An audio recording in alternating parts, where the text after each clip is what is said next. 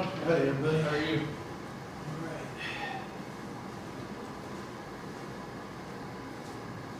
Spring yet? Sure. Sure. Wait tomorrow.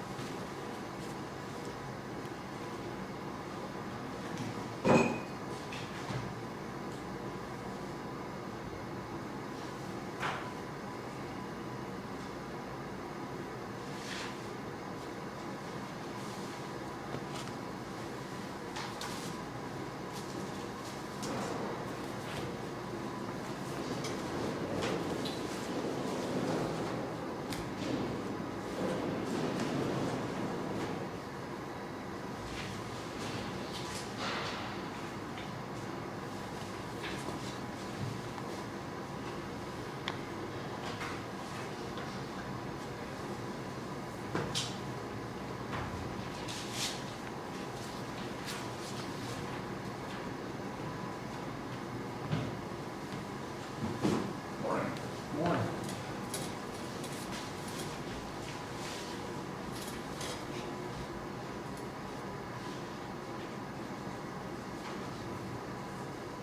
Hi, Christie. Morning, Chrissy.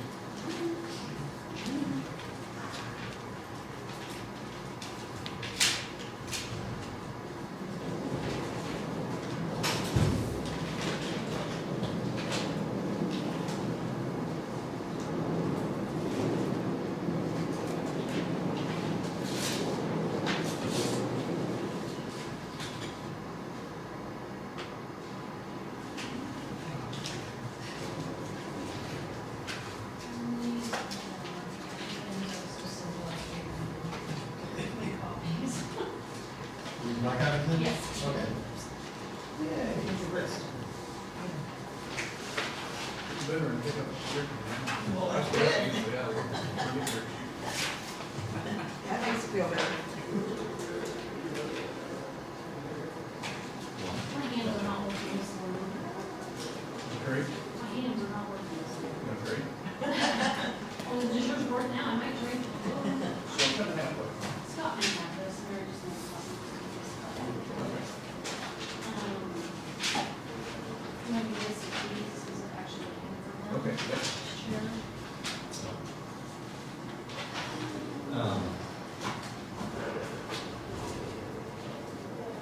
The week long, we're gonna still try to reach out to David. Yes. This At morning. 9 o'clock. That's it. Okay. Because if you haven't heard anything to the contrary, or Chrissy hasn't heard anything to the contrary, right? Okay. So, yeah, as soon as we open, we'll try to do that. Does he have something at 9:30, I believe?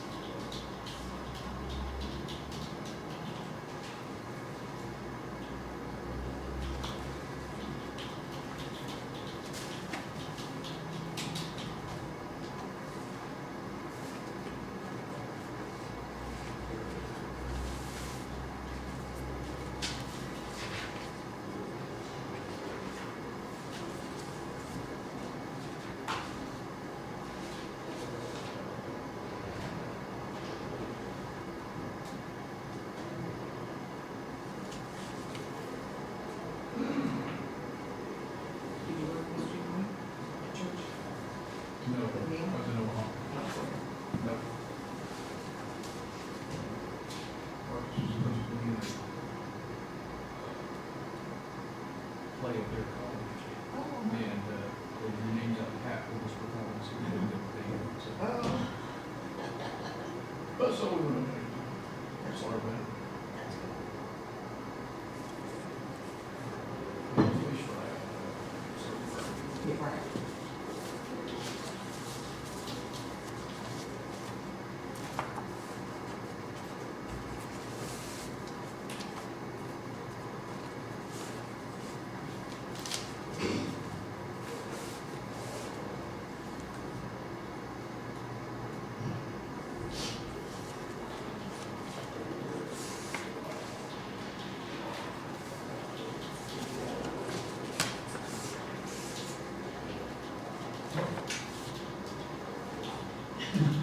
It actually works. Nice little clock, what'd you do? I don't know It's where not that nice is. phone. I think it's upstairs. Nice number. It's just gonna be a conversation piece now. Yeah, can we go out to the farm and run free and I think it's too expensive to keep up.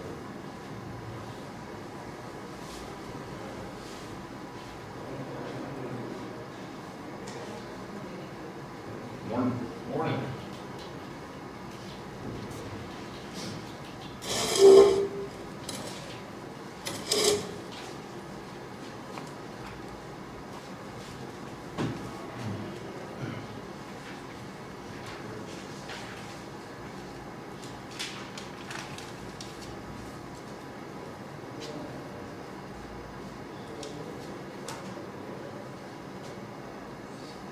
Morning. How are you?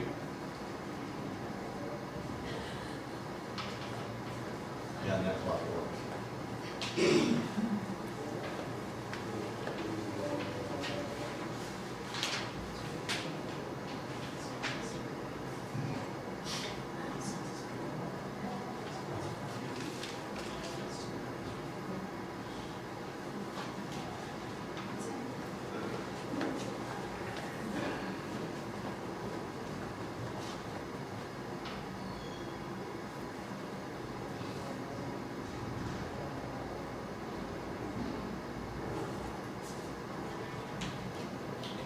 So, Jerry, because I understand. I understand what's going on. It seems like we should try. I know. Yeah, It's- should be okay. It's Gonna be okay. the benefit that they have, you take away.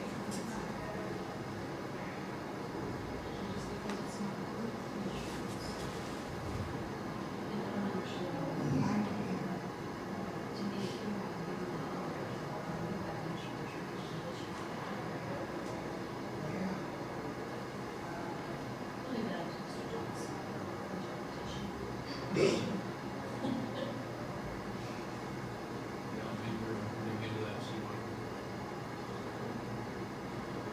I'm not the first on that, No, I mean, we're trying to work on it, it's been going on for years. since it hasn't January, a month.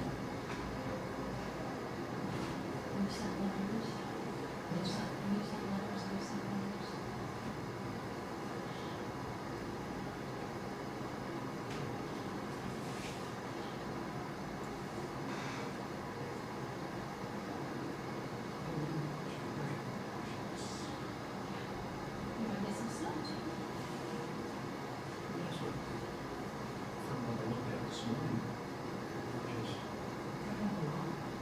either trace it to or two for plus.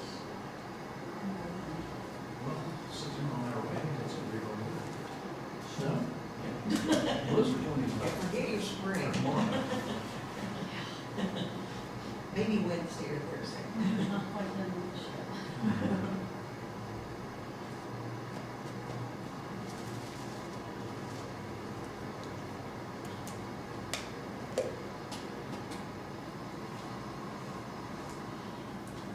We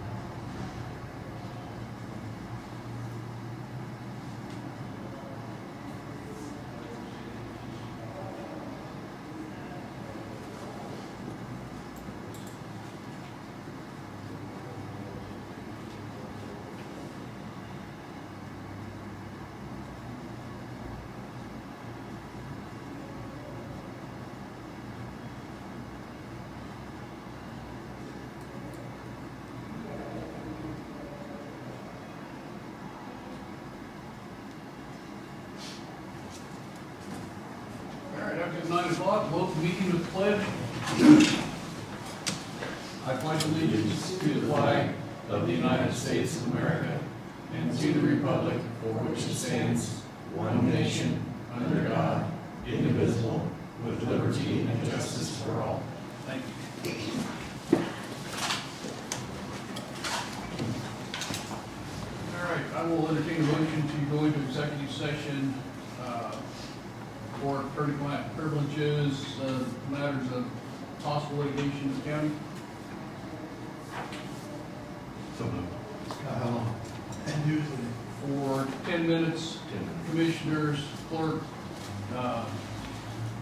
attorney, and David Cooper, who's also. Cooper, my son. who's also- Second. Probably moved and seconded. Is there any further discussion? Hearing none, all in favor say aye. Aye. All opposed, same sign. Motion carried. Can you just slow the one down?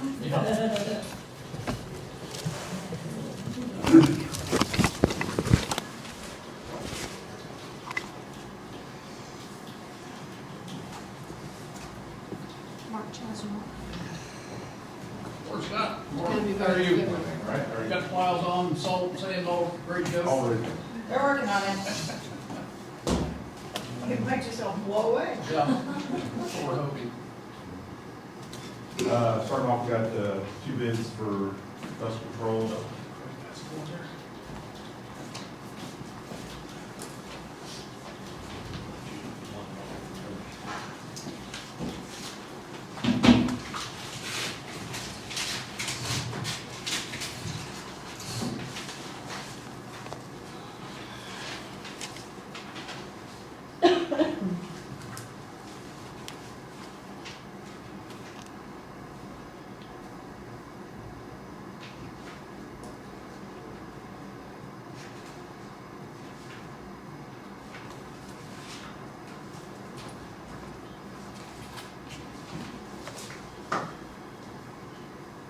I should pass that because that's, So you would read it. but I'm not sure what I read.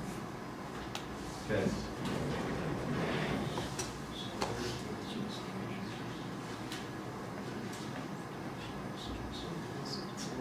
I'll go ahead and read mine. Yeah, go ahead. Home City Grain, dollar for a 4,300 gallon tanker, it's $1.20. And price per gallon on minimum of 2,000 gallons would be $1.25. What are they using? 30% solution. Magnesium chloride? Doesn't have that on here. But that's good. Magnesium chloride. Yeah. That's what we asked for. Is there a representative from Home City? Oh, okay. Yes. And then the other would be from, is it Scott Woods? Starwood Industries. Yeah. And so, what do you read exactly? I'm lost, to be honest. No, you're fine. So, their quantity is 150,000 gallons, is that correct? Say that again, sir? 150,000 gallons per quantity? Correct. Okay. At $1.33 for 30% minimum for 199 cost. So you heard, you have questions, the representatives that are here? Well, is the one from home, is that magnesium or what product? If you gentlemen want to come on up, you're more than welcome to, that way Scott can ask questions or we can ask questions. Yeah, yeah. Yeah, go ahead. First of all, I haven't got a chance to meet that. So your solution's magnesium and you guys have the ability to haul it by the tanker and, My solution is a calcium chloride okay, solution. okay. And yes, it's all my tank. And you requested magnesium. Magnesium's what we've always done. Okay.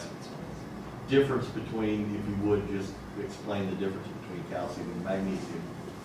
Calcium chloride is just a little bit different solution.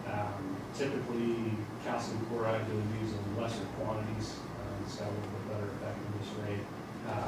Our solution is a little bit less percentage, so we apply it at a half gallon per square yard, same as magnesium chloride. But, correct me if I'm wrong, magnesium's a little less corrosive than calcium. Calcium's what we put in our tractor tires, we're used to, Yeah. so wait, Yeah. okay.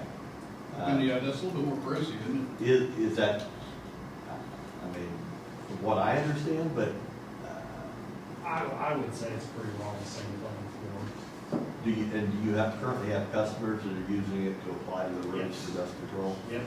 Okay. We apply in Utah County, Do you? Crawford County, Anderson, Okay. just residential stuff, Marshall County. Okay. I, Thoughts? let's just,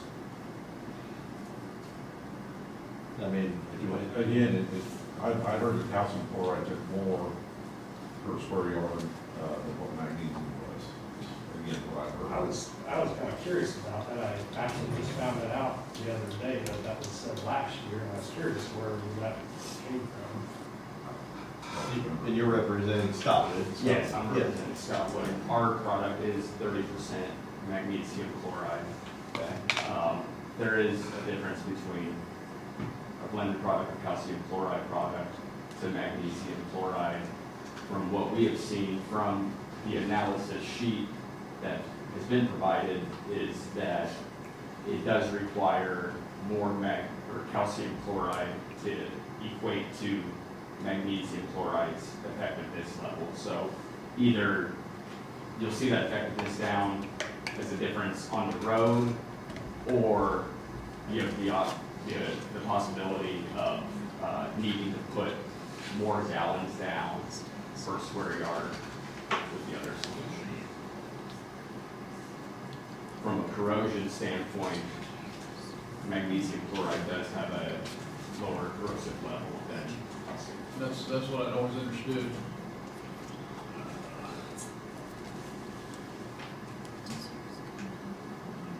Just your guys' stuff, the dust cover. It's just 30% magnesium chloride solution.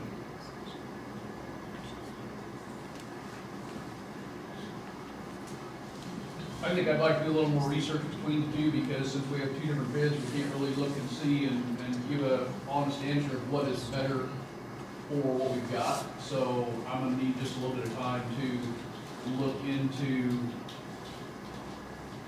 the properties and the qualities, magnesium chloride versus the calcium chloride. And like I say, just reason being is I've always understood that calcium chloride is more corrosive to vehicles and roads and everything else. So I need a little time to look into this. I just need to table it for right now. You guys sell calcium also, We correct? do have calcium You do chloride. have calcium chloride. Yeah. Are you interested in bidding calcium? We, so do a rebid on this and take the specs out of the bid? Where's the bid sheet at? Is the bid sheet there? Yeah, I'm just curious if you would, if we decided to go with calcium, would you be interested in rebidding it if Scott sent it out? and we did a rebid? We would certainly take a look at it, but I just don't think we're comparing apples to apples here, so. Well, question is, can you get magnesium? Yeah. Magnesium chloride. Okay. And so is there a reason, I mean, on the bid sheet, it said magnesium. No, the bid sheet does not say magnesium, it just says dust control. Okay. That's what I just looked at. I wanted to double check that, make sure. Okay. it does say 30% magnesium. So did you have something else go out and so? No, I think there was 2 pages. Okay. Is there 2 pages on that? And that's not- Yes, it's material specifications, magnesium chloride, 30% minimum concentration shall be the specification shown in section 1702 of Is this. that, this one's a big, But what you're saying is the counties that you deal with up north of Marshall, that Brown uses some of it, they're using calcium, not Yeah, magnesium. they're using my equipment. so there was, you did specify magnesium, correct? think you had another sheet with this. This is the sheet we sent out, you guys can send back. Do you have that other sheet?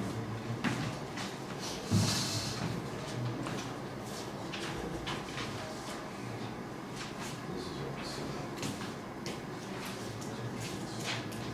Do you know offhand, I mean, what your mag chloride is right It'd be the same product as what I'm Okay, so assuming. you just specify magnesium chloride. Right, but price wise, where is? So they, the bid sheet did specify magnesium chloride. That was on the second page. So then I don't believe that there's any reason to research further, because if we did specify magnesium chloride and you get calcium chloride, then we're gonna have to go with some. Well, the only thing I'd like to maybe entertain is, I mean, if we can get mag chloride from two different sources, Unfortunately, this year, I don't think we're gonna be able to, Keith, because of the fact that bids have already been opened, he already knows the price of it. That would be our only hesitation there. I see where you're going with that, as far as getting competitive bids from two different sources. But since the bids have already been opened, I don't see how we can go around. Sure, this year. I'd actually talked to Jennifer.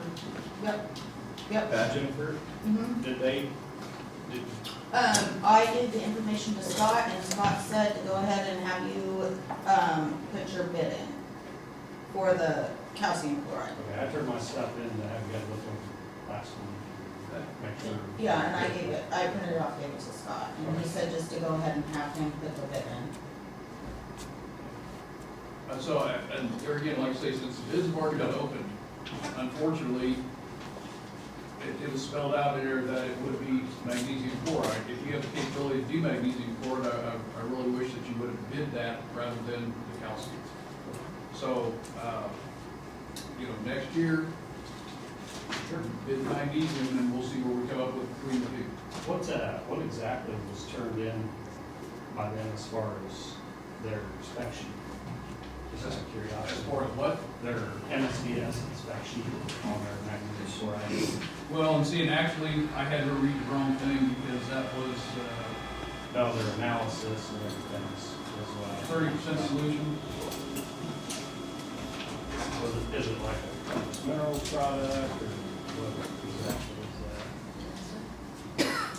Yeah, there's a safety data sheet on magnesium chloride, is that what you're talking about? Yeah, Yeah, okay, that's all I have. Yep. so. And that's right. Okay. So like I said,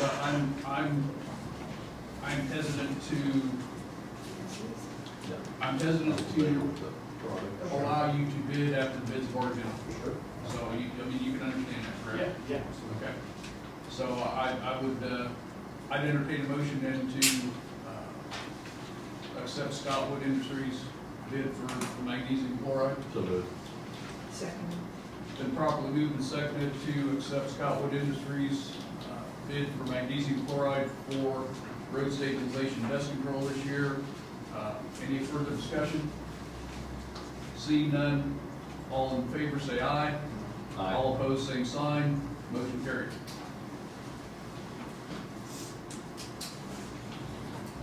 Do we obtain copies of everything submitted? Chris will be glad to. You guys get yours in on the rail, both?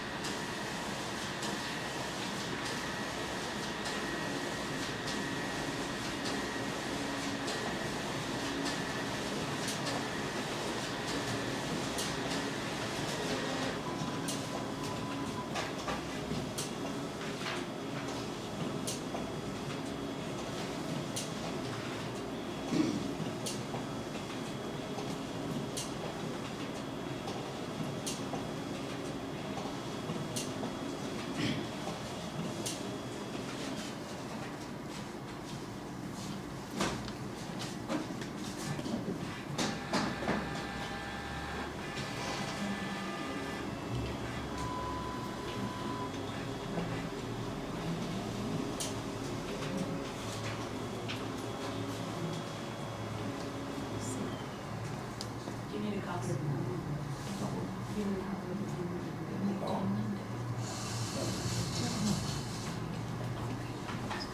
Thanks, guys. Yeah, Appreciate it. Thank you. Thanks.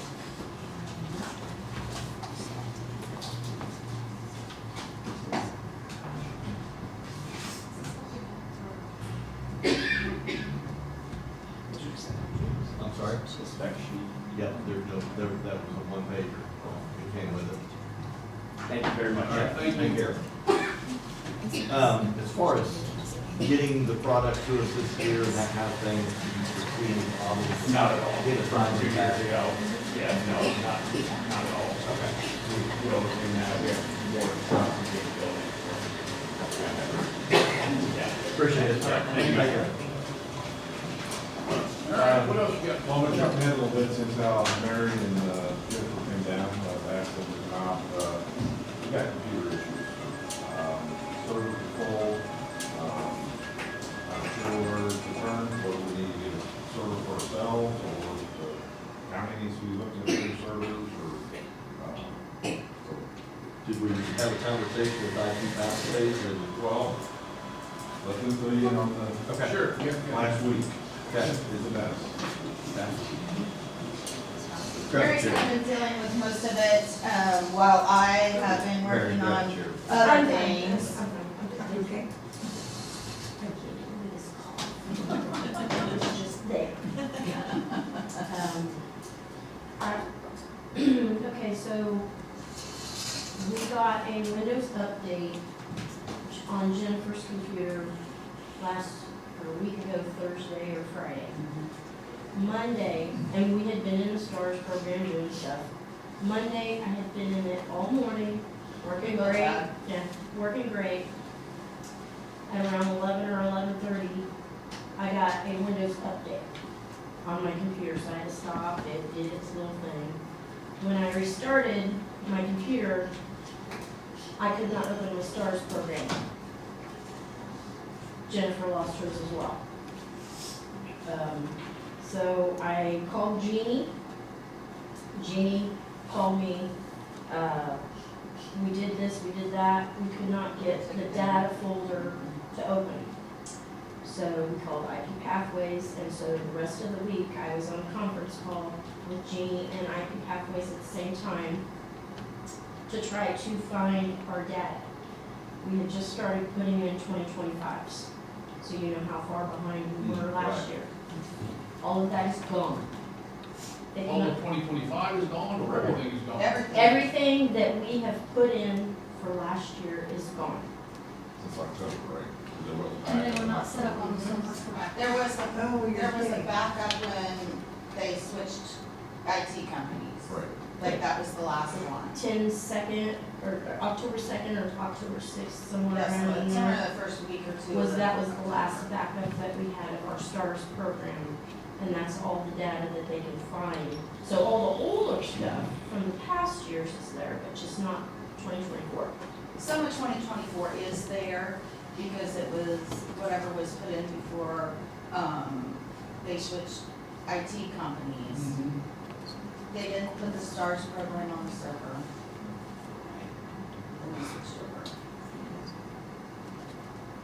So that was just something that got missed, or what? I mean, is that kind of what I'm hearing? That got missed when we switched over? Was it on the server? I don't think it was ever on the server to begin with, because the STARS program is basically on your desktop, it's on the C drive.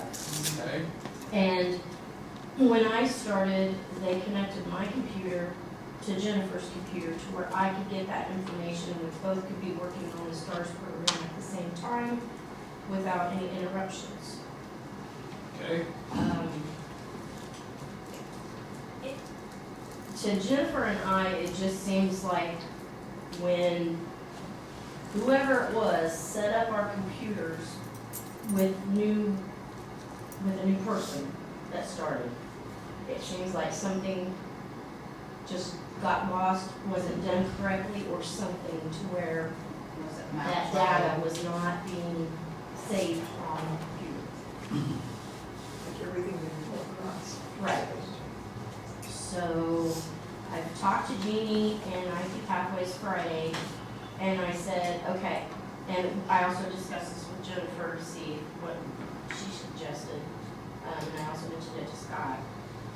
I asked if there was any way if we can take that old information that we have on the computer, put that like in an old folder to where we can still have access to it, but chances are we probably won't, for 2015 and all those other older years. And then make a new STARS program starting January 1, 2025. And the only reason why I suggest that is because there were so many different people entering all of that data throughout the years, and they weren't entering it correctly, they weren't putting it in the correct spot. Therefore, any reports that we would print off would not be accurate and not correct. And with Jennifer starting, and I starting at January 1, 2025, and moving forward, we would get that information in the correct spot and correctly entered to where when we did print out those reports, they would be accurate. Okay. And on the old system, like if we're in services for the equipment, there's like 15 filters. They're not named fuel filter, transmission filter, oil filter, it's just filters. Well, how many people have been using and bouncing back and forth? So if we start with a new program, all of that will be wiped off except for the one that we would be able to use. And then, you put in filter, and then there's a section where you put the part number in, and you can Google a note, like oil filter for, and it's under whatever piece of equipment. So you can't put, there's no drop-down menu under filters, oil filters, air filters, transmission filters, so on and so forth? Well, the information is put in there as a oil filter or a transmission filter, but then there's, in that same drop-down deal, it's just plain old filters. And some of the, like repairs are In there 3 misspelled. times, and there, 2 of them are misspelled. Yeah. Okay, Okay. how do we get rid of them, Yeah, yeah, that- so that you would want to just clean clean up and that. make things Yeah. more organized and get it where it's a little bit better user friendly. Right. Yes. And, it wasn't being utilized to its potential for what the county is paying for this program. We were doing a lot of spreadsheets, thank goodness. Right now, I kept doing the spreadsheets, but those spreadsheets were something that we were going to try to get rid of. We're gonna keep them through 2025 and make sure that we're putting it into the stars and see if that matches up. But now we're gonna have to continue with that spreadsheet until So what I'm hearing, problem number one is you have no place to back it up right now. Well, they did, IP Pathways went ahead and put it on the server. They said it was not going to take up that much space right now. It was hardly any at all, they said. And I did talk to Erin about it and say that they put it on there so that way she'd be aware of it. And when I looked at the R drive, which was the server, our little portion of it, it did not look like that red mark moved it. Well, I'm curious, I've got IP Pathways contract pulled up here, and I'm trying to figure out how they missed getting you guys backed up to begin with when we switched over. I don't Because, think it was put on the Yeah. server when Networks Plus. Networks had it, was Plus, my understanding. yeah, Networks Plus did not have it Never on the got server. carried through on that first roller. It was kept on. but it was being backed up before. If you have It was backed historical up on data. our C drive, on our local machine. on your local, Yes. Not out on a server or anything, it was just being backed up. I guess the STARS program is set up, or the way Jeannie set it up is to where it does its own backup, and it puts it in its own little folder, to Okay. where if you did have any problems, you can click on that folder and it will bring up all of your information. And but then if your that was local, the data folder. if your local hard drive fails, then you've lost everything anyway. But what happened was when we got, however this happened, those data files were empty. There was error message after error message after error message when we clicked on. And IP Pathways searched my computer, searched Jennifer's computer, searched everywhere that they could possibly search for the stars. And the ones that they did find, there's nothing in them. But do you know what actually caused it? No. All I know is that when I Windows did that, backup, or that Windows, that Windows update is when neither one of us could click on the stars program. It would not open. We just had error messages all over the place. and it wasn't backing up. Well, that's a big key to me right there, it's not backing up. That's the biggest thing to me right there. Right. So whether it was the Windows update or whether it was something else that happened, I mean, So you still haven't gotten back into it? they have, well, yes, IP Pathways and Genie finally got the STARS program to where we can click on it and open it. And that's how we found out that all of the 2024 information that we had entered was not there. The older stuff, older years, Well, Are and, there? and stuff that had been entered before was saved. Before this first week in October, or whatever it was saved. But nothing that was entered after that, which we were entering stuff clear back in February. So it was doing the switch over with IP Pathways and Networks Plus, when everything kind of got convoluted and it's out there in Never Land. So That's what it seemed, yeah, that's the only thing that they can all figure out. So, what's their solution now? I mean, We're gonna have to start over. you gotta start entering everything again from October. well, No, we're not going to. We have paper copies, unless you guys want us to go back and enter everything from 2004, and that's 3 big notes of stuff.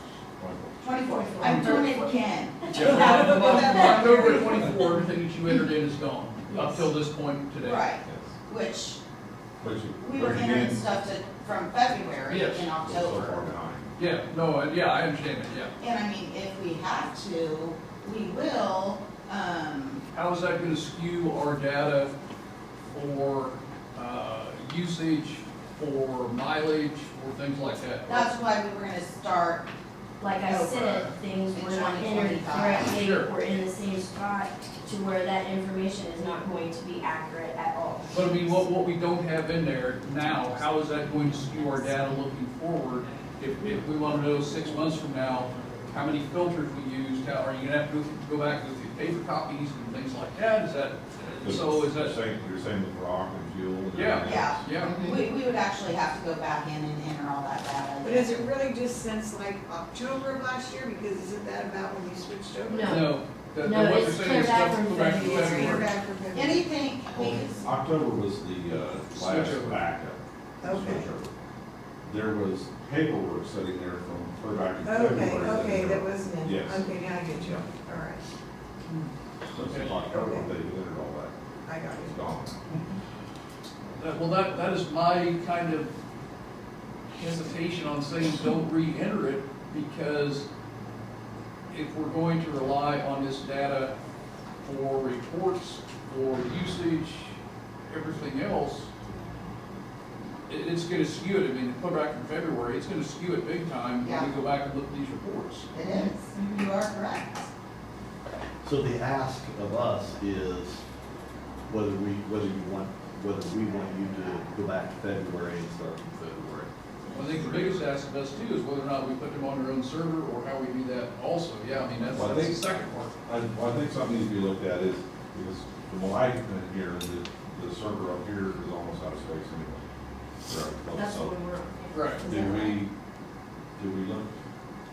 It's red on our side. They I said, think do you was- have that printout that I gave you, that server printout? I do not know. Oh. So let's find that Because question out, Christie, whether if you can have Aaron reach out and find out how much space is available on your server. If there's adequate space on your server, no problem. We were given an hard drive on the server up here, so that way things would get backed up, and we could put all of your stuff in there for the past 2 or 3 months, and now our hard drive says it's 93% full. Let's ask that question also, why would it show that it's almost full? And IP Pathways did send us an email, which we can get it and email it to Chris so you guys can look at it. And it said that the county attorney is using the most space of the server, and then there's the other departments. But all of our departments, according to what we see, is all on our server. We just have a little piece Yeah, in that server. whatever they are partitioned off for road and bridge out of that server. Right. Is full. Yeah, So, so yeah, that's what we need to look at. And we need to think too, as we were talking this morning, is the weed department the same way? You know, because they start ordering down there for all the chemicals and stuff. So Is it what, getting backed up? well, that's what you need to look at, see, has it gotten backed up, has anything they put in? When, Yeah.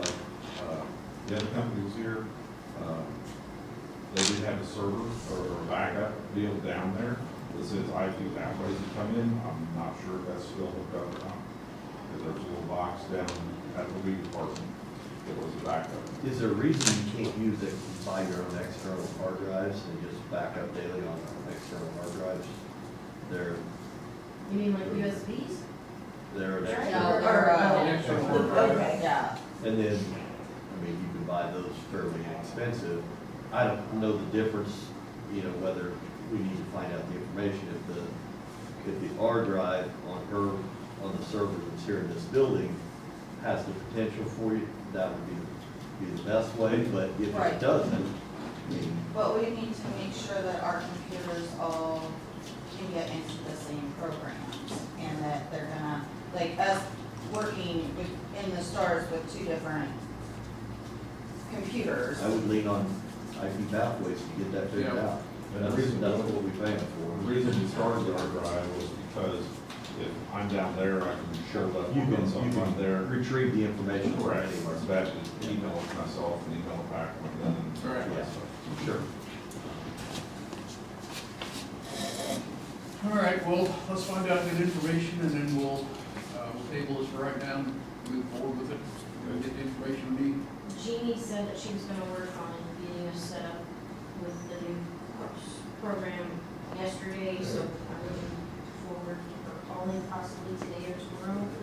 Is that something that we can go ahead and go through with, is just starting fresh as of You're January? talking about the The stars. GPS and the stars together? No, not the No, GPS, just the just- STARS program.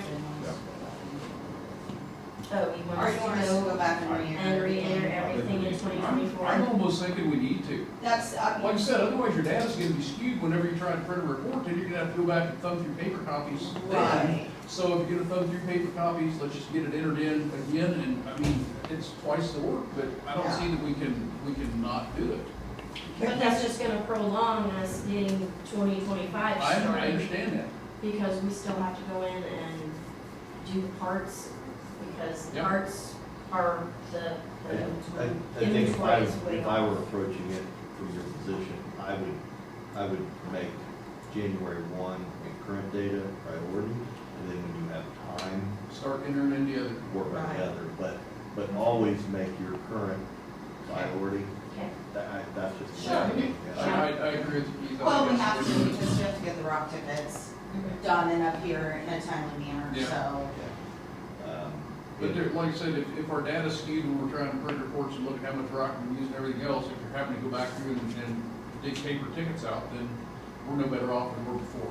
So, you know, do 2020, start with January 1, 2025, as Keith said, and start there, get everything caught up, and then as you get caught up, start entering in your data from back before. Okay, That would make more sense to me. yeah, It is what it is. yeah, We I gotta mean, do yeah, I what we mean, this gotta is kind do. of a yeah. catch-22, what do you do? Well, and that's you know? what we talked about in our staff meeting this morning, was that when someone calls and says, you know, you haven't been here for so long, or you're saying, hey, this road needs rock, and we're trying to decide what roads need rock the more, Yeah, we can go back in and look at when the last time we put rock on that road and how much. If the data's not there, you're going through paper tickets. that's, again, that was where my question was, you know, I'd love to just start over fresh, but again, it's still inventory wise and, I think that's the biggest key right there. So So if you're gonna that's, have to get it entered back in, but If that's 2025, the way- January 1's priority. then we will not need a new STARS program, because No, we'll just start no, on no, that we'll one just and go move through with forward. that one. Would there be some possibility for overtime to work on it on the weekends, or just not until we get really? You need to pose that question to Scott. Well, I know like we were only budgeted so much for our hours, so, I don't know. Yeah, like I said, that, you'd have to pose that question to Scott, see where he could come up, what he could do. Okay, Okay? okay. Well, we'll work on it the best that we can. You've Oh, I- and I done understand. pretty good catching up. I mean, Yes. obviously you did. Yes, Yeah, I mean, yeah, it was it's a lot. Right, I mean, nonstop typing Yeah. and, Right. yeah, we're getting it. And it's sad we have to do it again, but, you know, at least we caught it now rather than 6 months from now when you got 6 more months worth of data and Right, it disappeared. yeah. So, Well, thankfully, we haven't taken 2024 up Scotia. Yeah, I had the guys take it up the other day when they were moving my They desk. took 23 up. No, I haven't been able to leave 24 in all there. right. so good. did they have any idea why that update would have caused that? I mean, Well, was they, IP Pathways said that Windows makes tweaks and changes and they don't spell out what they're changing or what they're updating or anything, so therefore no. You'll have stuff on your And that's computer. not the real reason that they said, they don't really know why that data is lost. Whether it wasn't tapped properly or Or the if it's floating Windows around update. somewhere. Okay. All right, thank you. Thank Like, you. when we get the other information, we'll figure out what we're gonna see. Right, thank you. David, you want to come up? This is David, he's starting with us today. We're really used to bring everybody in and introduce them. How are you? Keith Kelly, Linda Gerhart, How we doing? Great, nice to meet you. and he's starting out there working with Max Group. Driving truck, Cool. Great. Glad you're here. Welcome to the county. All right, thank you. Appreciate it. You bet.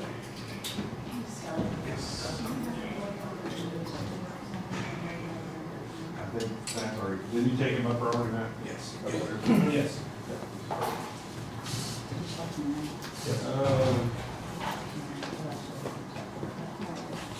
We had a lady call in, I guess she works for the mayor down at Dealey, wanted to see if we would come in and mow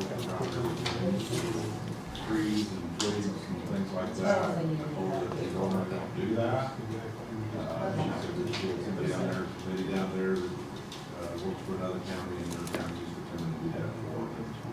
And I said, well, if we did that, I said, everybody in the city would Yeah. want it done. So, Yeah. Was that Melody? yes. Sure, talk to her. Unfortunately, we can't Huh? start. Sure, talk to you. No. I know Melody Mattiacci. Yeah. And unfortunately, we can't do that because, like I say, that everybody would want it and we'd be using our resources for everything else rather than what we need to do.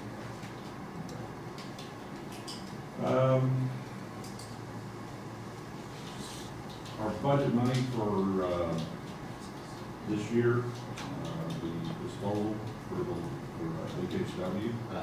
We went and picked up from, Johnson County, Brown County in December, we got the bill in January.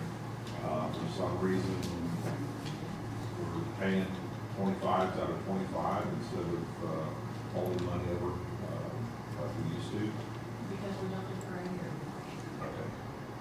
So that money is Okay. transferred over into 25, Correct. and so it's essentially being paid out of 24. Okay, because, so my budget for disposal is showing a negative $4,000. You're gonna deposit the money you got from Johnson County. Right. Which we don't have yet. Right, and then we'll turn around and pay that. Back into that, Back into that's it. what I'm check. Yep. Brown County is possibly not doing it this year. They haven't signed a contract yet. They weren't sure. They got a new guy out there, transfer station, and he's thinking it costs too much for them to do it for us, but apparently they don't know about all the stuff from the state you have to have, and cabinets you have to have, storage, and things like that, so. Darlene did go up to their commissioner meeting last week, to speak to them, and see if they can get the contract done, or not. Okay. So, Yep.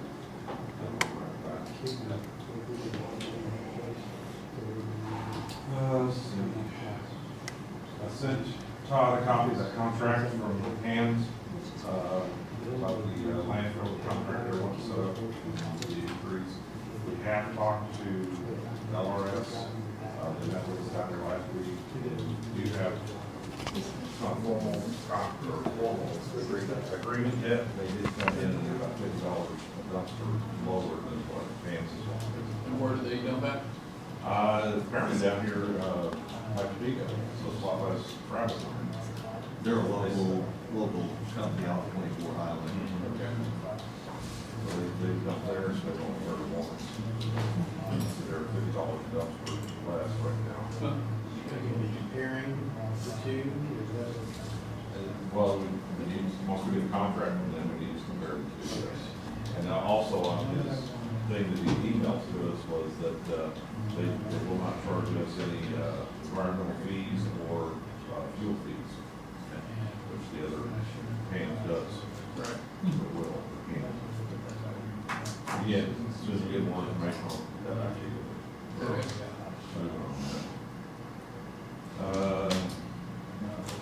We had our safety meeting last week, and after that, we had defensive driving and flagging class. K-Works come up and did that for us, and everybody passed, and we got our certificates back already. So we're there. I do have a new copy of that Samsung contract, if you guys want to just read through it or read through it. Where he's at now. I would. Candace, Could they, that's just just a preliminary thing. okay, he sent me the, like, general terms, he hadn't sent me anything like, but it's really, so, I wasn't gonna look at that until I saw the, really. Okay. Can you leave this so we can look through this? Matt's here today, let's talk about 254 Bridge a little bit, where you're at with that.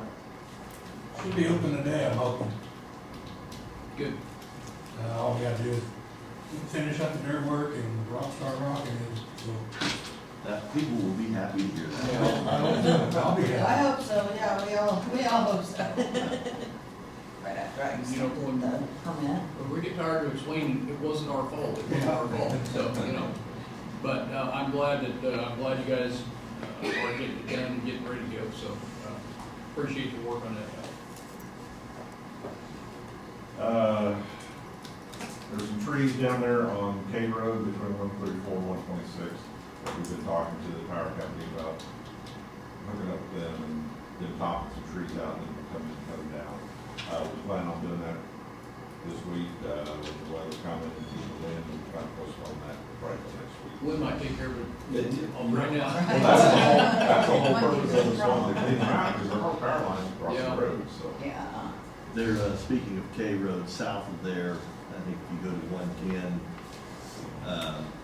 got a report from a lady who lives there, there's a big hole there by the bridge.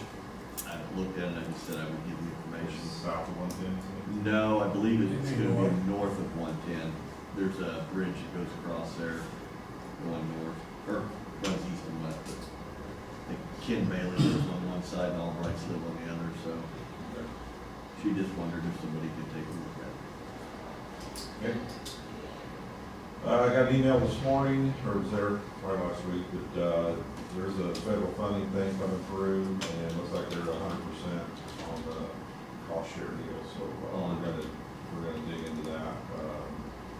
I can't remember what it was. Right, but on what type of project? Any multiple? Some like bridges, things like that, so, I said, we're looking into that some more.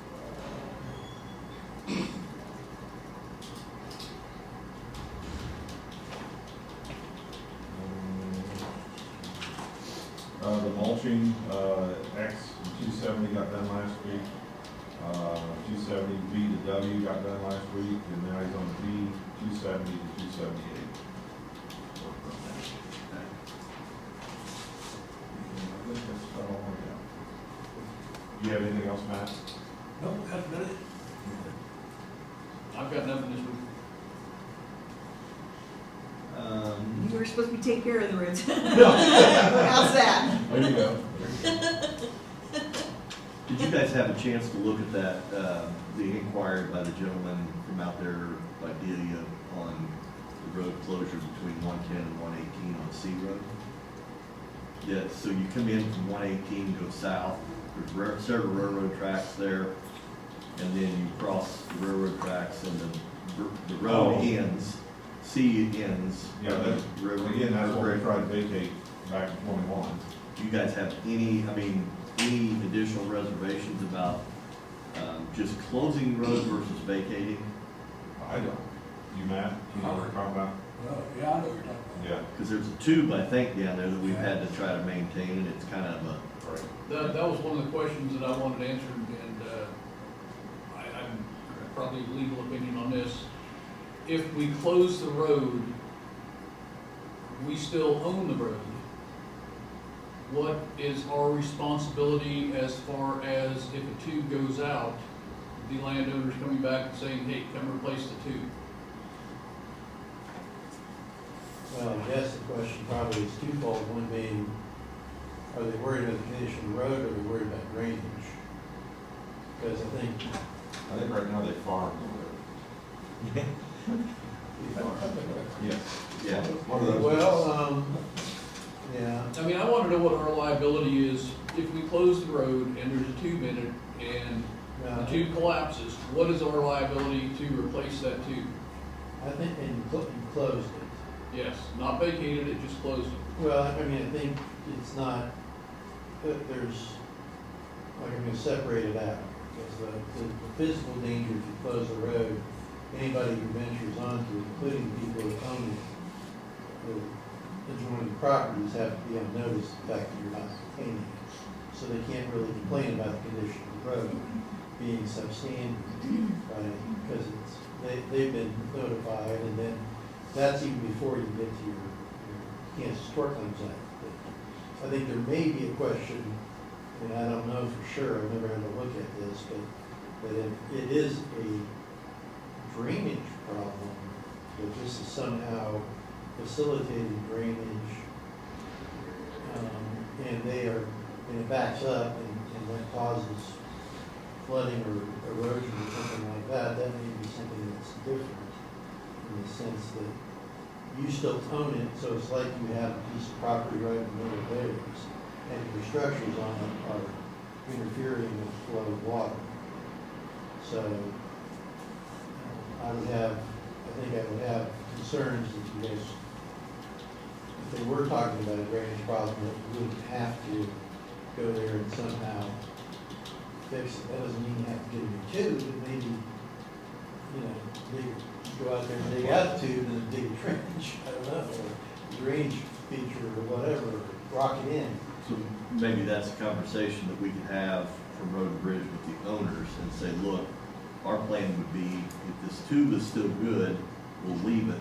But if there's a problem with the tube, we're probably gonna take it out and just get their thoughts on it about closing the road. But I think we need to have a conversation with both parties, since we've had an inquiry into closing the road versus vacating the road. I don't like to vacate because someday somebody may want to go all the way through there, but to my knowledge, Matt, there's never been a bridge down there at the end of that, ever. This guy been there for, he's fifth generation there, so. So yeah, I'd like to move ahead and get some research, send letters out to the adjoining landowners, and like we did on the one out east of town here, east and south.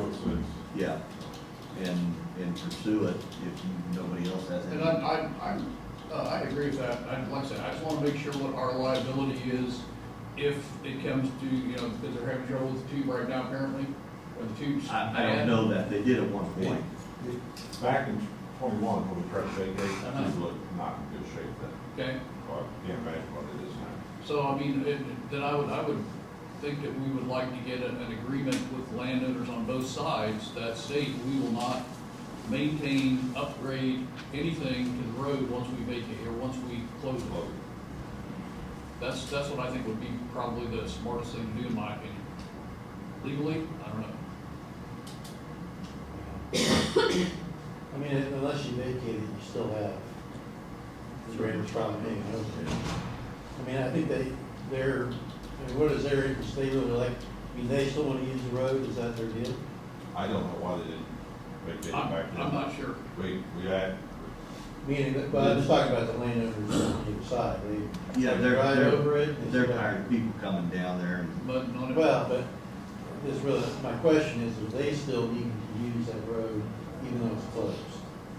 yes, Okay. they go and harvest and plant.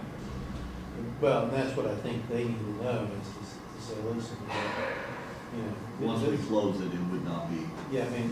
may or may not be accessible. Yeah, or you would take action to improve drainage that would basically destroy it as a road for, you know, that period of time or whatever. So let's have the conversation with the landowners. If there's objection to it, we can take that into consideration, and we may or may not move ahead then. Sounds good. And give the classification of whether you're gonna move money or not. We are not moving for this year, for next year, we'll have to. Okay, so you can still bill in for the year? Still, Is he still billing for dumping, or? is he No, I just- think that we had said that he was just gonna dump free. Right, but for this year, we're gonna take money out of his and put it ours to cover that? we'll take We're care just of out that. $5,000. We'll take care of covering that. Okay. We'll transfer some money. Yep. I think that's what we discussed. So- Correct, Yeah. it was. All right. So if you wanna, I guess, moving forward, so that we know what an accurate amount is, every time he dumps, at the end of the year, let us know what that number is, and then we'll transfer the money at the end of the year. I don't think it'll kill you to. We still gotta track the tonnage anyway. Yeah. It has to be turned So that way, by in. the end of December, okay, it was X number of dollars, we'll transfer that money, so that you Yeah, I have think you said that. historically it's been right around 5,000, something like that, so, yep. That work? Yep. All right. Thank you, ladies. Thank Appreciate you. what you do. Thank you, once again, welcome to the county. Matt, I got that too, then. Didn't have a problem. No. We'll get the inspector down there to check that out. Ready to go to work for you anytime. Pat, Chris, Okay. how you doing? Good. Want some more fun? How are you? You probably got a brush hog. You'd be down there with a brush hog for Melody, wouldn't you? Where we, on 110 road? Where Where the lagoons are. Oh, well, one of those ski loaders, really stuff. I've tried that before, it don't work. They don't like steep slopes. No, they don't. So I made some copies of different things together. Yeah. Hi, Pat. Hi guys, how are you?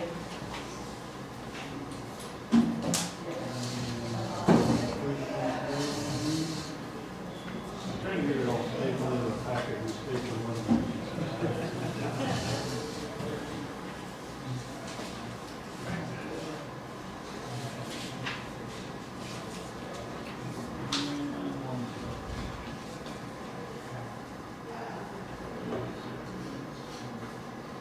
Alright, so here's the email that I originally had. Yep. Talked with her again and I highlighted the key points so that it would be easier to follow. So, I found out that there's two companies that make this equipment to do the fit testing for the fire departments. And there's two different ways of doing it.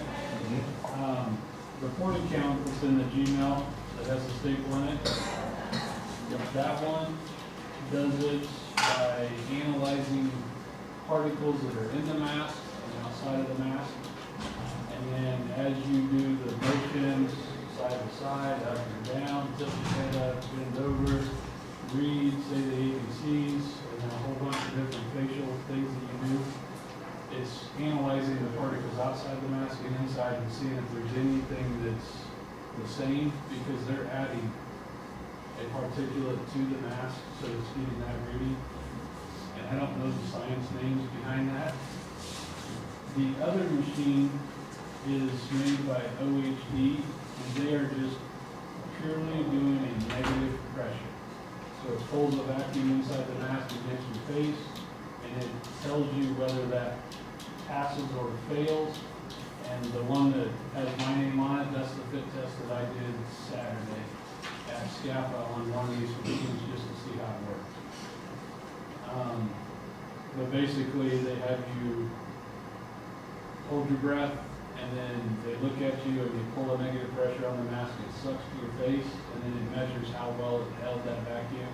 And then they have you bend over and then shake your head and all these other motions, and it's pulling that negative vacuum each time, measuring it. And that gives you the same result in my mind as the one from Porticount. But basically, it's telling you if your mask fits your guy with his face and conditions and shape so that he can enter inside of a structure and use an SCBA. But we are, by NFPA standards, supposed to do that once a year regardless. And if we wear an SCBA for anything, they have to have this test in order to wear it. There is some differences in prices all over the place. And I kind of learned from having MES and Weisfire quoted, they add their 20, 25, 30% onto it because they're going to sell to their company. But I do have a quote coming directly from OHG this morning, it just is not here yet. And it is cheap by a couple $1,000 just to go directly to OHG and buy the other machine. And OHD is the one. The MES quote. So, to kind of go, you guys want to go to the Gmail quote first, the one on the forecast? Yep. So the 8040T, it comes with a tablet. That way we don't have to have a laptop, we don't have to have a designated computer to go with the machine. The tablet covers that, it keeps the software, it keeps the firefighters, their results and everything stored in it. And then we can share it with each department's computer so that they can keep their results in a file at the station. But the price of that machine was $11,575, and this is directly from the company, it's not just a deal from this quote. The next one that I highlighted at the bottom of the first page, if you wanted to every year pay for the clean, repair, and calibrate, which they have to be done once a year, this year's current pricing is $11.25 per year. But those go up with inflation and everything, like every cost that goes up. So the next page, if you just wanted to do a clean and calibrate for 5 years, then that was $38.05. And then the next one that I highlighted, the bumper to bumper warranty for 5 years, they'll clean it, they'll calibrate it, and they'll repair it. It's $41.55 for 5 years. That just locks in the price for 5 years. You don't have to do those options to get the machine, they just offer it when you buy a new machine, and you can kind of discount. If you do the math, it's like $400 savings, it's not a big savings over 5 years. So I didn't know what you guys were interested in doing. I know it has to be calibrated every year, you can just pay it every year, and it is what it is. And then you just pay the cost of the machine, or if you want to, I would suggest the bumper to bumper. That would be the smartest thing to do, is the bumper to bumper, because, cost-wise, when you start talking about repairing an instrument, it adds up real quick. So as far as an insurance type thing, the bumper to bumper would be the smartest way to go, because you got your warranty to repair, you're cleaning it every year, you're calibrating it every year. And that was one of my questions is when we started talking about this originally was, one of my concerns is the calibration factor of it, because it does have to be done every year, it's mandatory. And just like the fit test is supposed to be mandatory every year. Absolutely. So, And if we don't calibrate it, then if we ever get hurt, Yep. if somebody digs into the incident and it's not calibrated, Yep. immediately Yep. we're gonna be fighting up They said that it could take 5 to 10 business days on the port account. You send it in. I did not get where it goes, but it's here in the United States. We just package it back up, print a shipping label, send it off. We pay shipping, and then we pay return shipping. But I believe the return shipping is included in that cost. If we do the bumper to bumper, then we just have to pay to ship it to the company to be calibrated. And that's the only cost involved for the first 5 years. Right. I asked them if we could do an additional 5 after that, and they wouldn't answer. What is the lifetime on these calibrators? I'll just call them calibrators, that's what it is. For the 40 count, they say that, and the factory tells you this, the lifespan of a 40 count is about 15 years.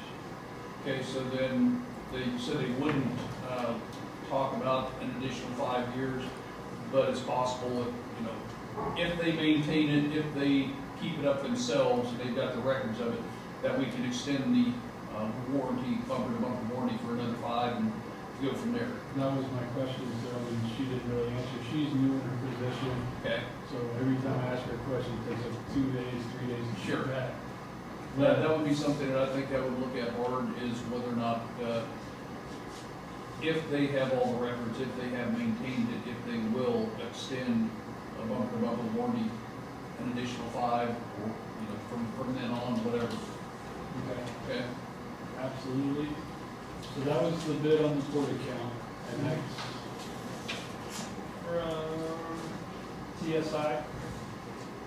So the other company, I just got the other quote in on my phone, that is from OSD. And he's not too far off of that price. So on the MES quote that I passed out, the QuantumFit 2 is the machine that I'm asking for. It actually does the negative pressure test. Right. He's quoting it at 10.5, but Dwayne has got it set at 98.44.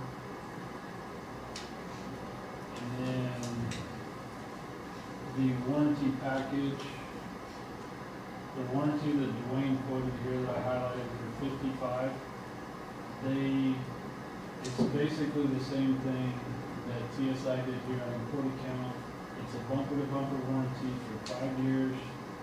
They do the clean cal and repair, and then they also pay for the shipping.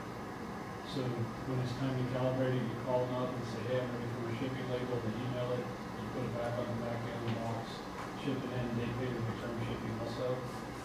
And with this gold package, the $55.79, that's guaranteed to be back in 3 days.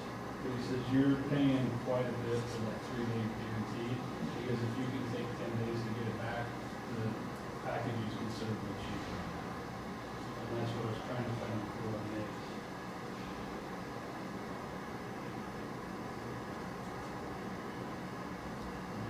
So it's gonna be this number. So it's 48.30 if you don't have to have it back in 3 days for the 5-year contract. And we can arrange our scheduling and our testing, it doesn't matter if we got it back in 10 days. So the company that you were waiting on the bid for, Direct, Yes, I went direct to the company. you think they're gonna be a couple $1,000 cheaper? He just gave it to me. If we don't need it, the calibration done in 3 days, then the total price is $15,330.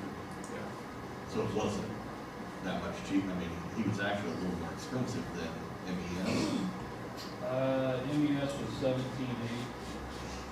But again, that number has all the adapters on it. So actually MES was about $114 more expensive. So going directly. That's good. Yep. MES for just the It machine. says 15,424 Yep. for the two. And then from the company, it's 15,300. So it wasn't that much. It wasn't that much. Yeah, buying it direct is what I was getting at. You know, I thought it would be, I was hoping it would be. Yeah. Okay. So do some departments need different adapters? We do. And is that what's on here? Every, But is it on here? No, Okay, so that's, these aren't included, I mean, on the other bid. and the way that I presented it to the fire chiefs, if we all did the same SCBA's, then we could ask for one, or maybe two adapters and be fine, but we didn't. We've all got, there's 7 Right. brands and we all Right. got one. Yeah. Right, So okay. each department is responsible for that adapter, because if we put these in a bucket and pass it around, Right, but we don't use this one, we don't use that one, and something's gonna get broke, lost in its place. But if you keep your adapter at your station, you pay for it, it's in there. which is basically like the $380. And hopefully everything will go. Right, Yeah. so really, the price we're really looking at is this 9,000 and 5,000 up here on the NES one. The MES one, the 15424, Yeah, that's okay, with the premium right, clean and calibrate package. right, okay. But if we go down just a little bit, and really, it wouldn't, you're basically saving $114 to say, I'm not gonna get it back in 3 days. I can get it back in 10 days. Yeah. But we can coordinate when it goes in, that's not a big deal. And Pat would be, that would be her responsibility to, because it's gonna be held in the trailer that belongs to the county, so really, Pat's coordinating that. Well, do you want it at the Hoyt Fire Station trailer, or do you want to keep it at yours, that you know it will be done? I don't mind keeping it and making sure it's done. I don't mind going with it to each department. I mean, if I can call ahead and say, hey, can we, like, 2 or 3 departments meet here, can 2 or 3 departments meet here? I think one of the questions that came out last week when I gave the information to the other commissioners was, are all the fire chiefs on board with this? Right, I mean, that was. Yeah, that was one of the questions we asked. I did, I called them again and talked to them last week. A couple of guys did have a little reservation and it was more one-on-one. They asked their questions, but they didn't ask them. But they were scared that we were gonna say you have to force everybody to do it. Not everybody in the department has to do it. If the gas company, we had to do it to hold our job. Right. And if you chose not to do it because you wanted to grow beer or you wanted to do whatever, or you're claustrophobic, some people are, then you'd have to wait until a different job opened up to bid. And I told all the chiefs, I said, same way, I got a couple of guys that are really proud of their beard and they are not shaving, no matter what. But they know that if there's ever a reason we need to put on an SCBA, they can. Oh, really? So they understand that, so Yeah. I think that would answer That was your one question. of the biggest questions I had,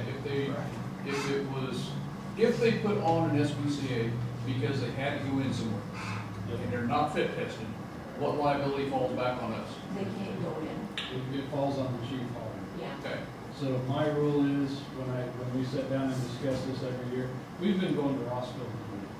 Because they have Scott Mass, we have Scott Mass, they get the machine from Shawnee County once a year. We've been going down and doing it, but when I collect my guys every year and I say, hey, then they say, I'm not shaving, nope, not doing it. I say, okay, here's my question. If it's your house and your wife or kid that's in there screaming, are you gonna grab an SCBA and go? And that's usually when they say, okay, fine. Then they'll shave. But if they don't, then I tell them, look, you're not going. Because it's me that's in the hot seat. yeah. Well, that's why I didn't know if we need to have it signed some kind of a liability waiver or something like that, says, hey, it's off you, it's off the county, it's off everybody, if they put one on and they are not fit this. Yeah, and we can make up this, I'll probably do a sign-in roster, and everybody that test tested, that's what I do every year, is you sign, and then I file it in the board. Okay, But if their name's not on there, their name's not on there. Unless they produce this sheet Yeah. later on in the year saying that they got it, okay. so, I was just worried about liability for us, for you, yeah. so, okay. And, Let me ask you this too, because I'm curious about this. With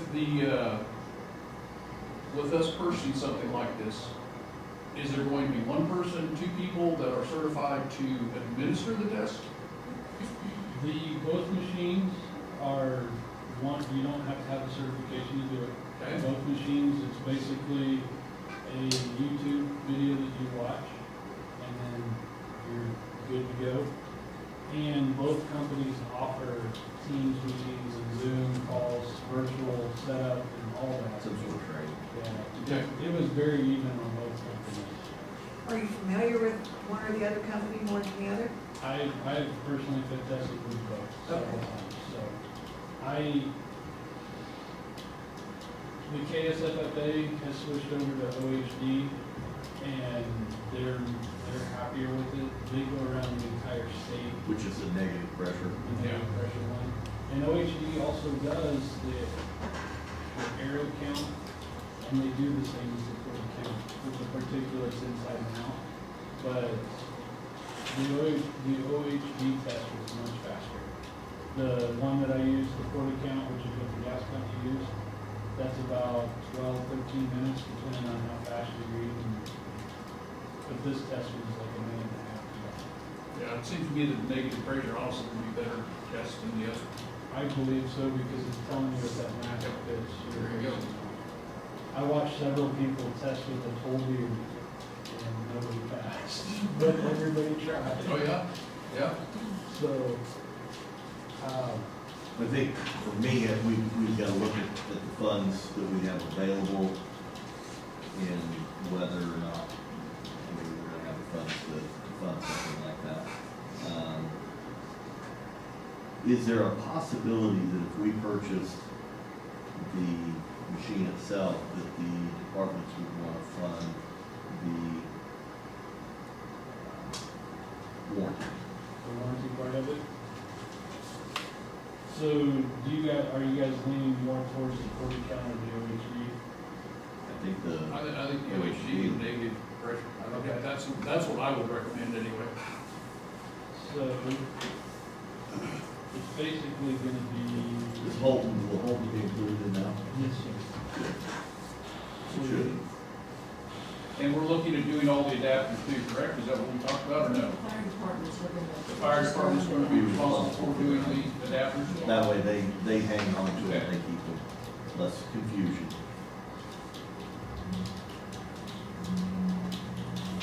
So you'd have a total of 8 or 9 different departments So it'd be 7 departments. and Holton.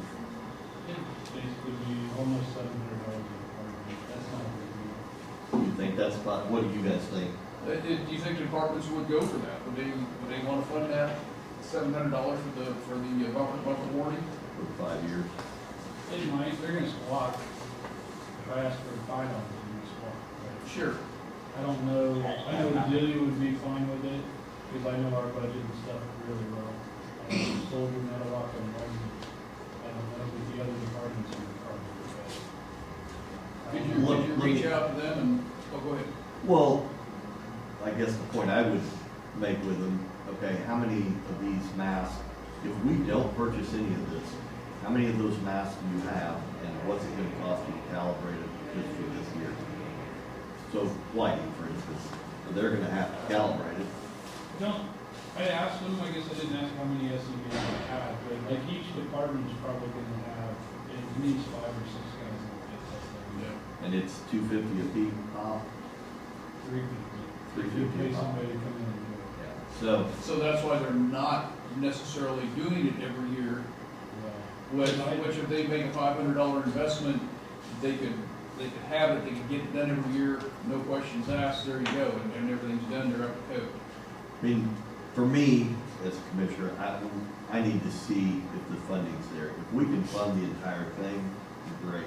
If we can't, I just wanted to know if that would be an option. They'll do it, but they're gonna squawk. That's the way it goes. I think we should just spend it all out of alcohol.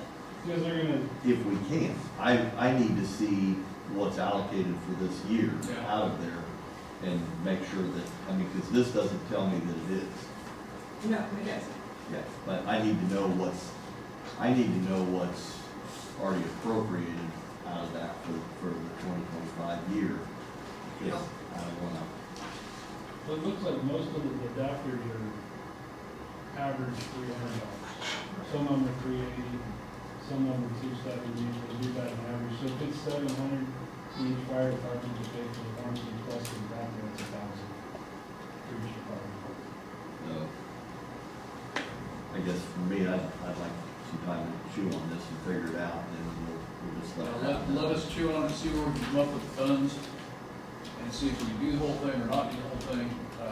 Yeah, we need to look at funds, see what we already got allocated for the year, but I think this is a good idea, because it would give our fire units an opportunity to come up to standards like they should be every year.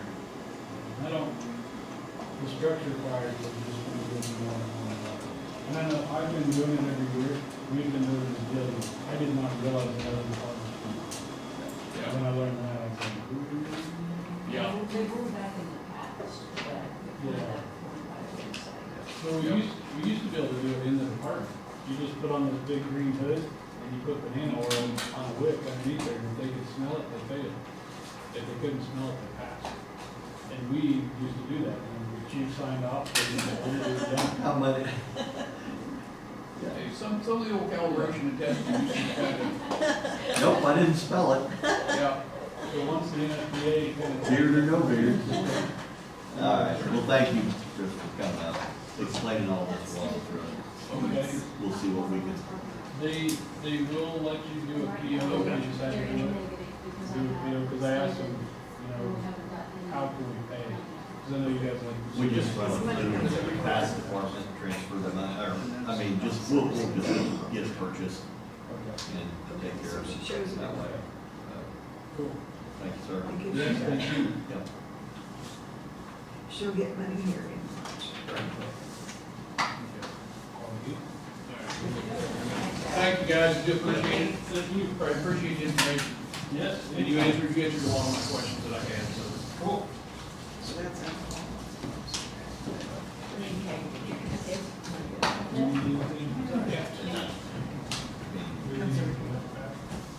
As long as we know. So that's what I've allocated for the years. Okay. All right. Yeah, so we'll look at it here in a little bit. Yeah. Jericho? Hi, Jericho. Hello, how are you guys? Great, how are you? I just have printouts of the quotes that I got, the actual books are on the front and the shipping. Shipping is on the back page. Okay. So I just have a purchase order to do record books and index books for the office to keep records for documents that are filed with our office, and it's over that spending limit, so I just wanted to approach you guys with it, let you know what I've got. I've sent out requests for quotes from 3 different people. Over a month ago, Navratz is the only one that gave me a full quote, and they were a little bit cheaper on some things than the other places for the partial quotes that I got, so I decided to just go with Navratz because they've been more responsive, and I got a full quote. So the total, total? Total would be with the shipping, $5,885, and that includes the 3 record books, the death record book, the paper to go in those 4 books. I have 2 3-inch numerical record books, and 2 4-inch numerical books, and then the ream of paper that goes with that. So all of that with the shipping is just under $6,000. And this is something down in your budget, so. Yes, it's I'd definitely in the entertain, budget. I'd entertain a motion to approve the $5,885 for Jericho's. Did you make the motion? I'll second it. Okay, it's probably been properly moved and seconded to approve $5,885 for the record books, paper, and so on from Navratz. Any further discussion? Hearing none, all in favor say aye. Aye. All opposed, same sign. Motion carried. Thank you. Would you think?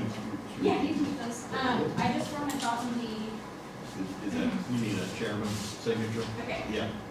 The first Or- one is yeah. this. I just haven't wrote the shipping on there yet, but everything else is there. I just got the shipping over the weekend. I might ask him to deliver. Right? Yeah, Well, I mean- he's up here all the time. Right, He he is probably up here all the will. time. Yes. He might would deliver. Yeah, and I can ask him that, and if so, I'll let you guys know if he does, and we can knock that $225 off for the shipping for sure. Or I'll drive down and grab it. Thank you. Thank you. Have a good day, guys.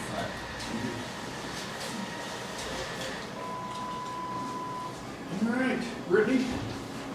Mary?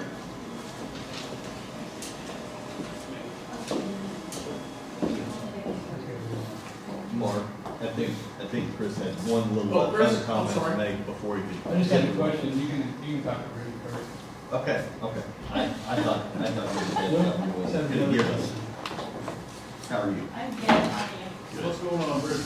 Good, I wanted to come talk to you guys about my insurance issue and see if there's anything more that we can do. I sent you guys an email. Yep, I read that. So I'm a little frustrated that I am not able to get off my insurance. Yeah, Even though I terminated my own. And I'm trying to understand, Mary, come on. Well, I Oh, go understand ahead. exactly what's going on. Oh, you do? Okay, help me understand. This Okay. just doesn't seem logical. Well, let's go back to, this is Obamacare, this is ACA. Okay. Affordable Care Act stuff. The whole goal of the law is twofold, one of them being that they're trying to get people onto health plans. Okay. And they also, insurance companies are trying to protect themselves because they're having to make changes to make their insurance products compliant with what the ACA makes. So they're suddenly having to meet these, what they would probably consider higher requirements for their policies. Okay. And at the same time, the law wants to force people into one of two things.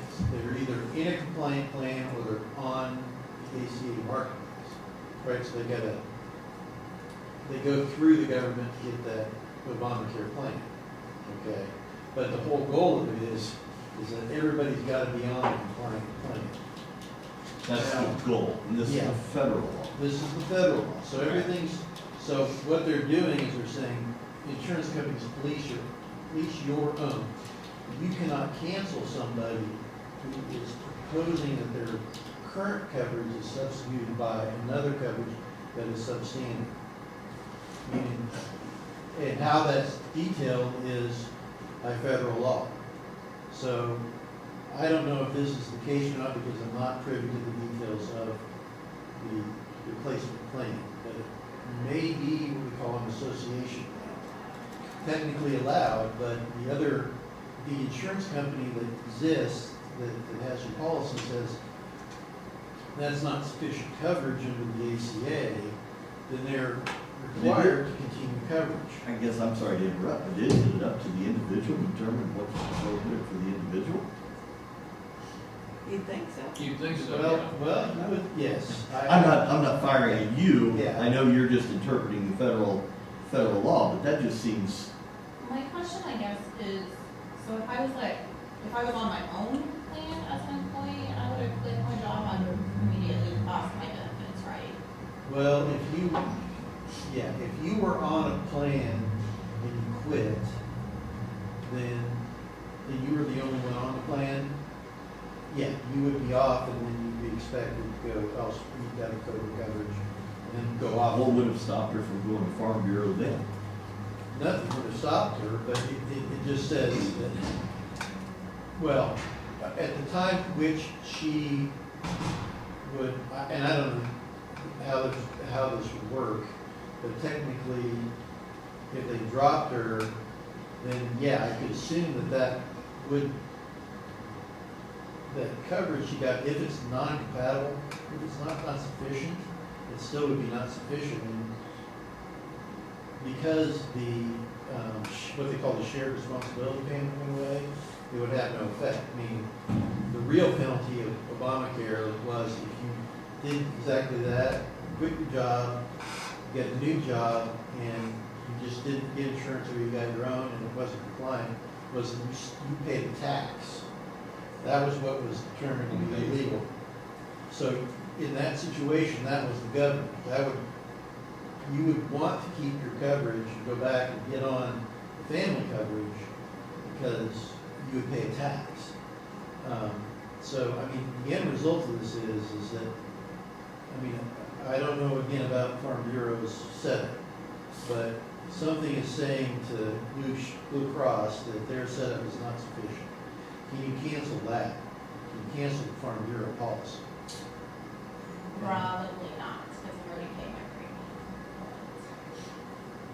Okay. I paid a premium for 3 months to get me by, because when we talked to SCHP, they had to go be able to get off, so I went ahead Well, and got this insurance. Have you inquired of them about why they would get a ding from Blue Cross?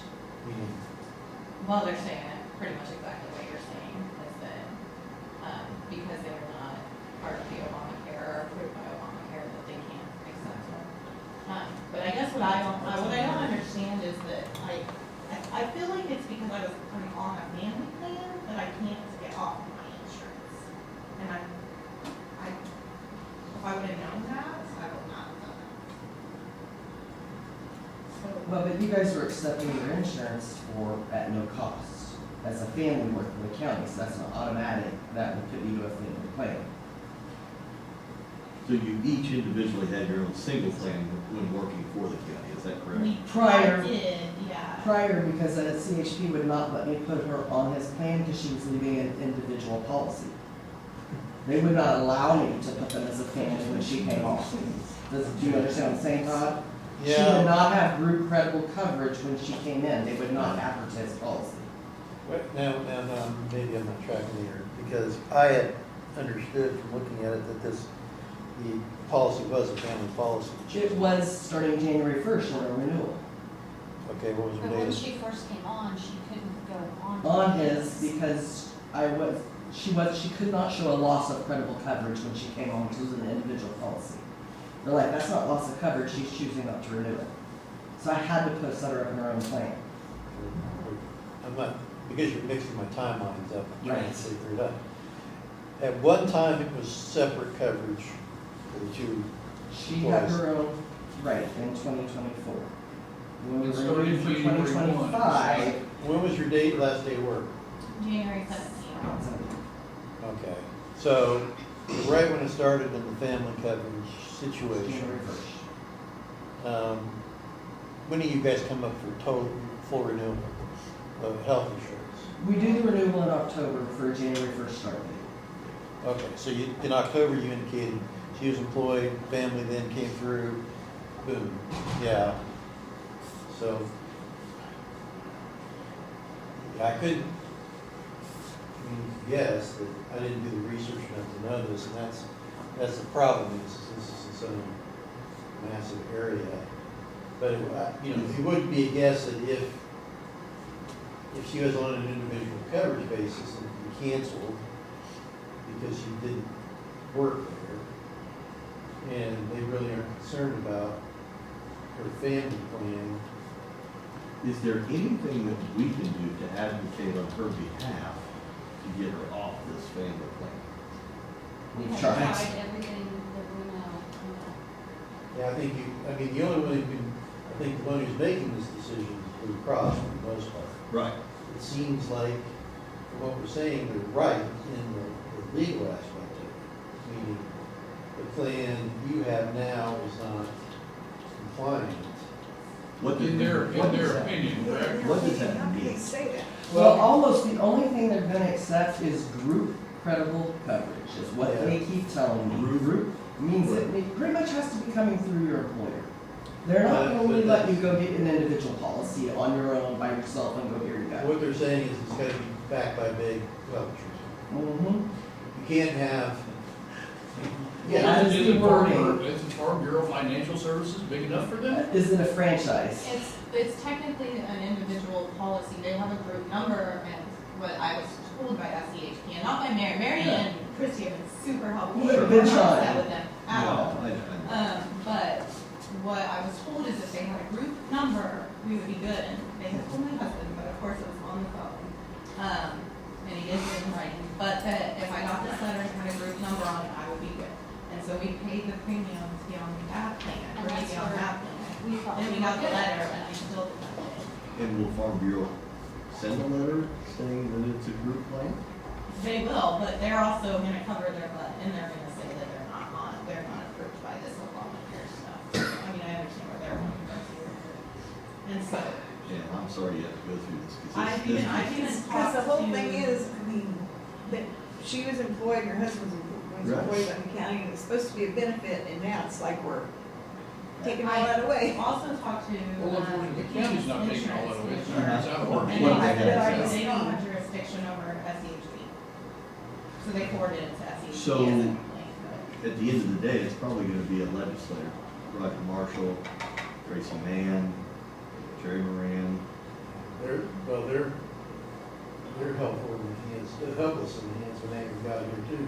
They're helpless in what? In the hands of an angry God. They don't have, I don't think they can do anything except, I mean, you can't change the status of the, definitely change the status of this, your claim you have now. So what if her husband just drops his plan and says, I no longer want it, I want single plan? He'd have to have a reason, he'd have to prove credible coverage for me to cancel his plan. Well, cancel the family. Cancel the family and he's going to a single. Right, but they won't let me take anyone off his policy unless they have credible group coverage. I have to have proof they have coverage, they won't let me do that. So You you see, can't you fly. understand what I'm saying? Yeah, that's exactly. SCHP is a gatekeeper. I cannot make any changes to anyone's policy. I have to go through them to make any changes. That's And they're not gonna allow it. This is, what you're seeing here is this is exactly how this was designed. If Trav did, I don't know. As cynically as If possible. your husband resigned his position, you would have a. I have to cancel the policy then. And then if he got rehired, he could go under his single plan, correct?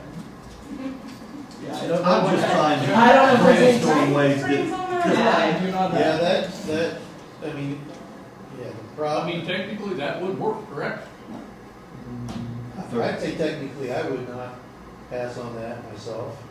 I mean, that's just it. I mean, what does he go on? Does he go on, does it trigger Cobra? Does he jump out? Well, I had an employee quit and come back within 2 weeks, and he never had a drop in coverage. I had to re-enroll him because we insured at the end of the month.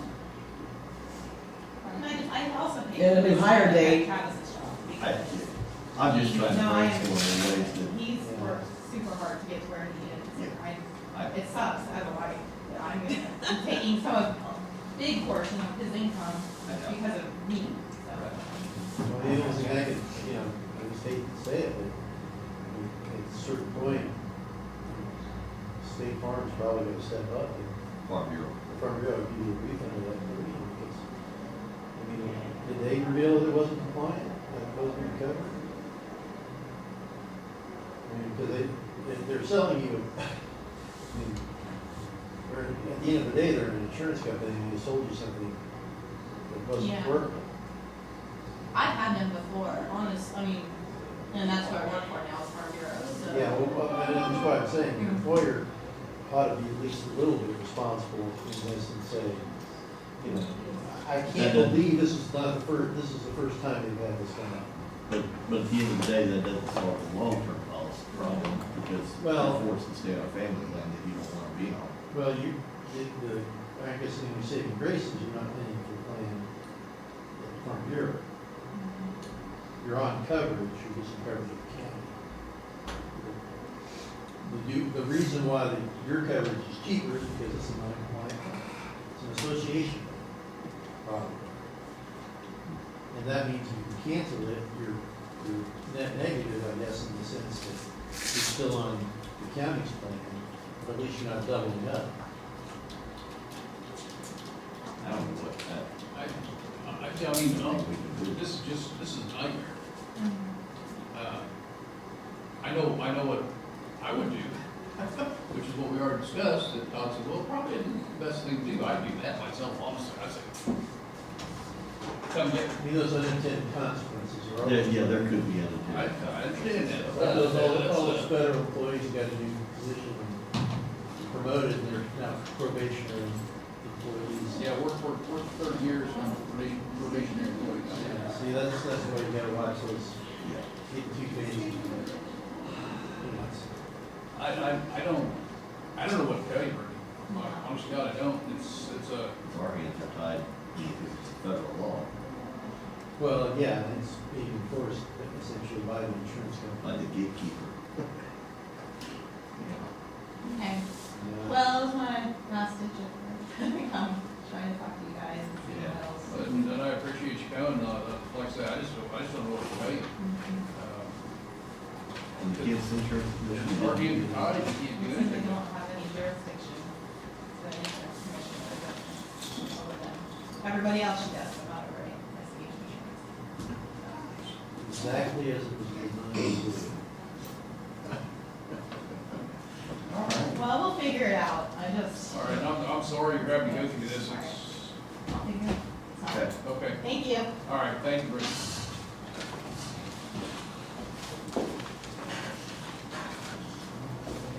Thank you, Mary. Got that contract from LRS and some drop off, I don't know, pretty good compared to the, other one. Your kind friend. We got one at Beach Street. Thank you. Yep. Chris, what you got? My wife said you guys put on your Facebook page you need members for the planning and zoning committee. How do we apply for that? Talk to you guys or? We're right upstairs in the appraiser's office, and she should have, an application up there. Is that it? Just fill out an application? Yep. Then They we'll look- do they an look- interview. Table $20 bill to you. We'll do an interview. Goodness. Oh, Ellie is still here. Just a simple, just face-to-face interview Yeah. with us. Okay. So, yeah, that'd be great. Yep. Never done it? There you go. There you go. Appreciate it. All right, sounds good. You guys Thank didn't you. have any other questions on the pit testing, right? No, like I said, I think you answered pretty much every question I had as far as calibration, the certification for somebody doing it, so, yep, you're good. Cool. All right, we'll look and see what we can do. All right, thank you. Thanks, Chris. And let me know if you're gonna have, you have those meetings once a month with your department. Like, March is gonna be with the sheriff's office, and then April will be back with the fire department. If you want one of us to come to, like, quarterly, if you think that's a benefit, I'm sure we can work that out. Yeah, it's always good, the more communication we have open, the better it is, I Okay. think. Just coordinate it through Pat. Okay, Thanks. All right. so like the first, like, say, April and on, just do one a quarter?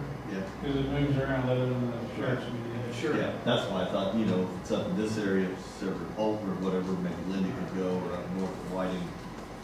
Yep. Okay, cool, All right. thank you guys. Sounds good, buddy. Thank you. You guys have a good day. Bethany, we're about 2 minutes early, but. I'll take it. How are you? Good.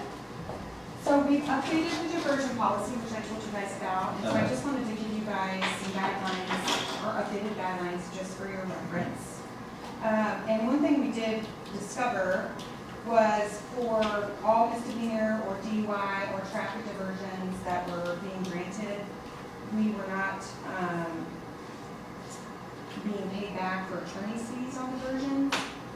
Some attorneys would submit billing directly to our office and we would pay them through the diversion, so the county wasn't actually getting any money back through Appointed attorney counsel. representation, yes, for appointed counsel. So we have capped the misdemeanor and DUI attorney's fees to be $400 per case.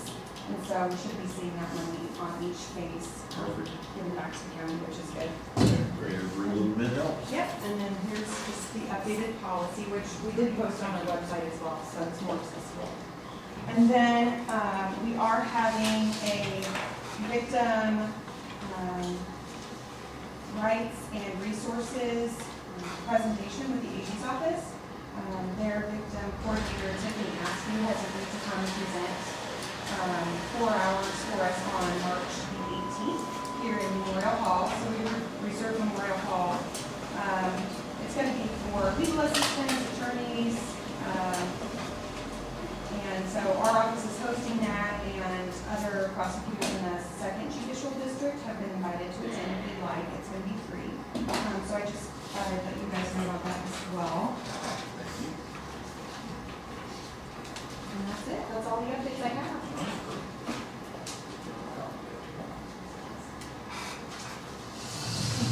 So things are going well, you're settling in. Yes, settling in, and it seems to be more of a attainable pace now, which is good. So I've kind of learned the case management system, and I'm getting a little more efficient with using things in the office, so it's going well. So yeah, it's going Thank good. you. I appreciate you. Yep, appreciate the update. Yeah.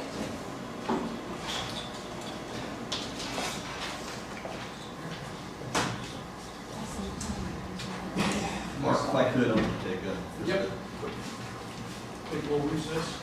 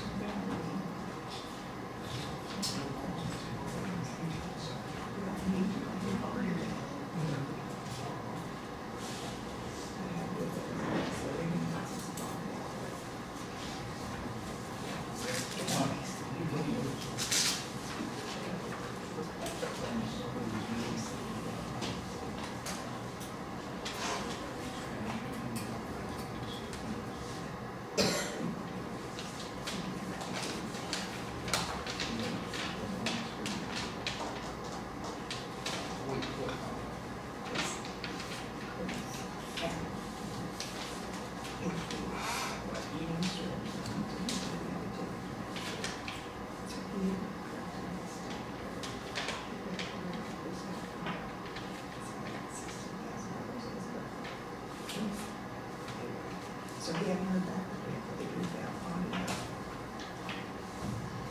Yeah. He said he's not always the last person. Is this the only one, since Scott didn't bring it in, I'll go and sign it.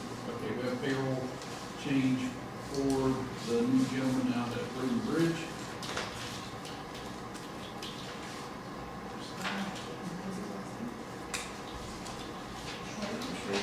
We've already passed down a thank you note from Jackson County Ministerial Alliance, I believe it was. Yeah. Thanks for our donation. We have a letter here from Northeast Kansas Environmental Services about their yearly ask, and that, as I stated earlier, they're not going to ask for more this year. It's $10,000 in this year for the 5 counties. So I'll pass this down. Oops, sorry. We need a motion on that. Because it's just appropriations. Okay. And it's already been done to us.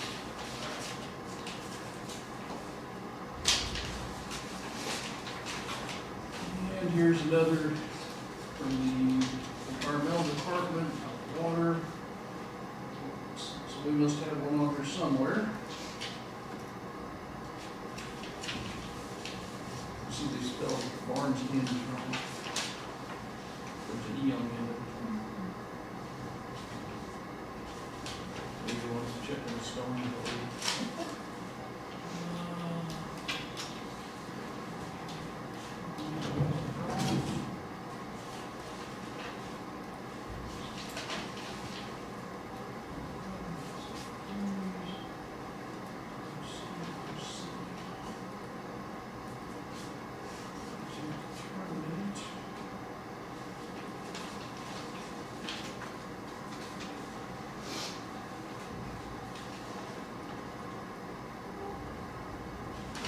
You got anything on there?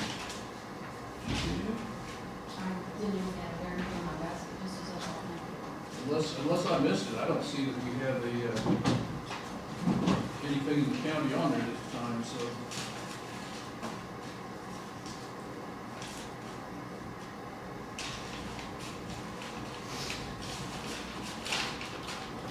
That.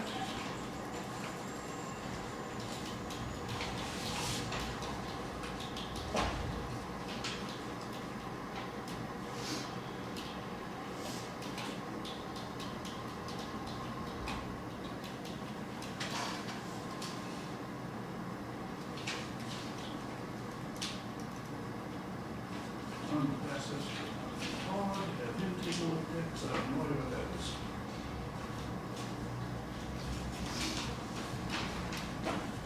And then you got the tax abatements here. Is this something we're supposed to post somewhere? We get that same thing, you look at every week, we got one, Okay. that's just the water Okay. quality things from the state standards, but like I said, I didn't see it in Jackson County on there, so. Okay. Unless Tom D. House from Raw has something down in Jackson County, but I don't think it say that. It's the thing on County. Yeah. Okay. Yeah, I'm not seeing one that we haven't had in Jackson County on it. Oh, there it is. Well, I see Rossville, so, okay. Right. That's interesting. Jackson It's County, probably down the Wiener Farms. Somewhere.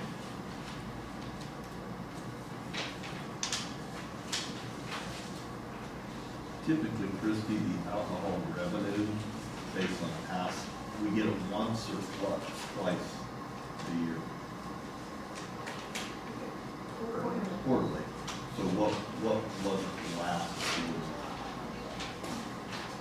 Did people drink a little this year? Well, when Christmas and New Year's, so yeah. Like, can you just run a print out of last year and then we'll show how much came? Sure. Each time we. Yeah.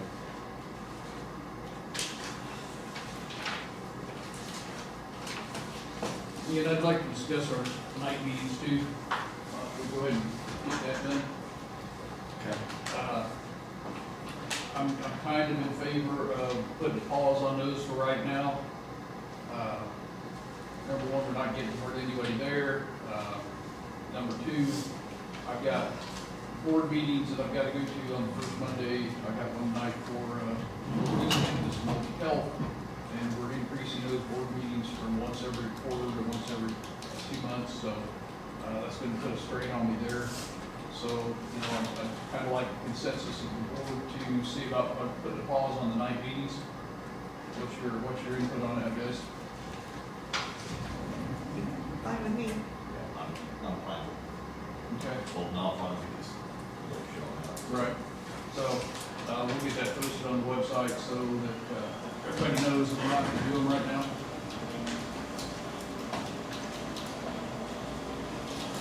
You wanna- Yes, what's that? Well, there was just a foreclosure action, since the county's owed taxes on the property, they named the county, but a sale of the property, in the sheriff's sale, they would pay the taxes current when the bank buys it.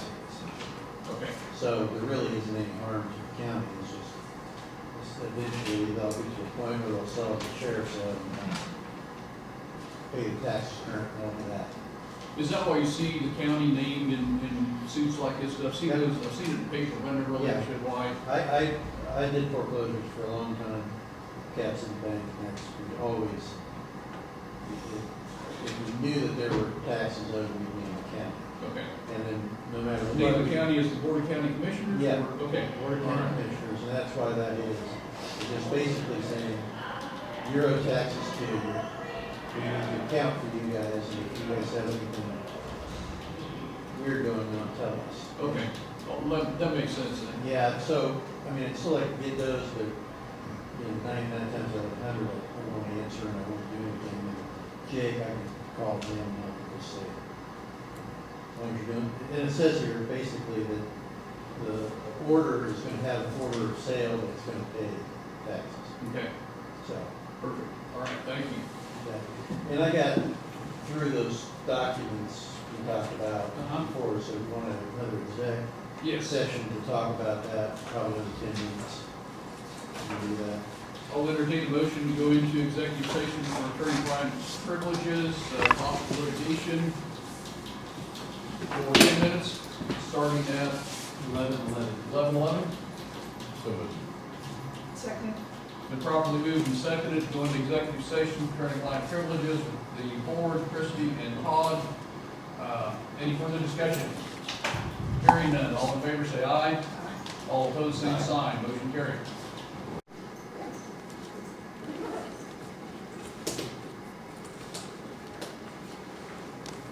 You guys batten down hatches, all right? All right, okay. Hold your hat on tomorrow. Yeah, don't get blown away. We'll see you later. All Thank right. you. Have a good one.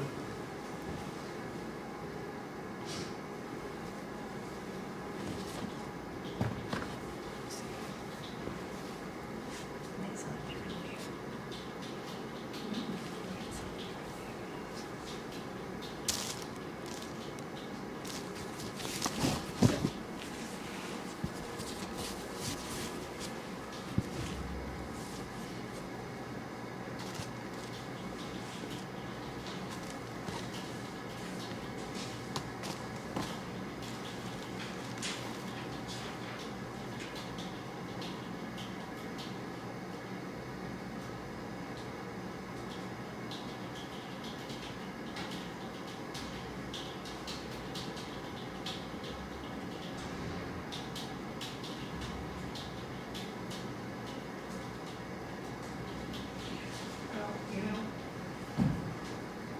I do know that the mid-states check came because Lisa, I asked Lisa, he watched for it upstairs. I think he must have turned it in, Roseridge must have turned it in Friday.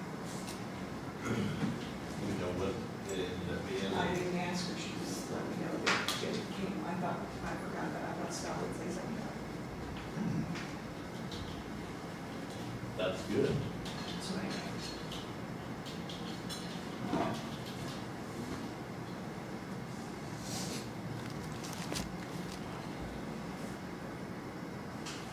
Yeah, Brady, she sent me a text and said, but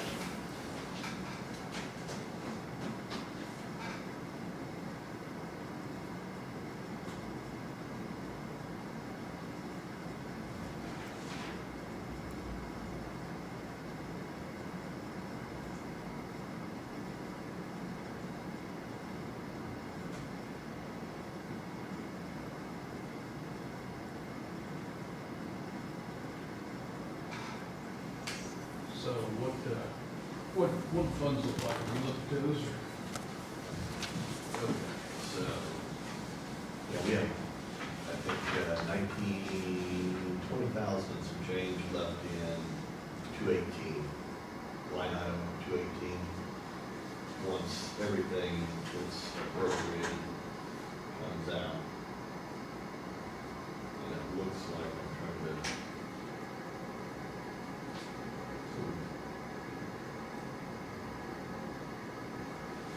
And this, just so I'm understanding this correctly, is that quarterly? Yes. So, March, That's quarterly. that's quarterly, yes. That's from, From what she's expected to come in. okay, so, yeah, I think he's, I do too. okay. I think we just as well do all of it and not do. Okay. I would agree with all, sorry. Stephanie, thank you. I would make a motion to. From MES, I'm sorry? from MES. No, I think he wanted the other one. Did he want the OHD because he said that was gonna be, But that was the one that had the, He wants this one, the MES, which is this one, which is the negative pressure one. yes. oh, okay, Versus- MES was, I thought, I understood. The OHD is who actually manufactured that. OHD. Through the MH. You got to bid through Okay. Yeah. OHD, and OHD is sold by MES. Okay, that makes sense then. I'll, Because we don't have the actual bid from OHD, he had it on his phone, so. I would make a motion, we purchase the, Quanti Fit 2 for $9,844.98, and a gold service contract for 5 years, $5,579.36, total of $15,424.34, for Jackson County to own and all fire districts in Jackson County to use. Second. Okay, it's been properly moved and seconded to purchase from MES, Quantifit 2 for $9,844.98. The Gold Star Service Contract, which is basically a bumper-to-bumper warranty and calibration for 5 years for $5,579.36 for a total of $15,424.34. Any further discussion? Hearing none, all in favor say aye. Aye. All opposed, same sign. Motion carried. Perfect. And you've got copies, correct? Okay. We'll just need to let Chris know, Chris know. actually let Pat know, and have her call Chris Yeah. and tell him that it's a done deal. go ahead and get it ordered. Do That way. Kind of like Get you did finished the- up. Chris is the one who did all the research on the radios. His MOS when he was in the military was radio technology, so he was very helpful with that. And so what is it we have? He worked for the gas service company. Like I said, he did answer all my questions that I had about calibration service and things like that, because that was a big concern for me, going forward, so I'm happy that he came in and was able to answer those.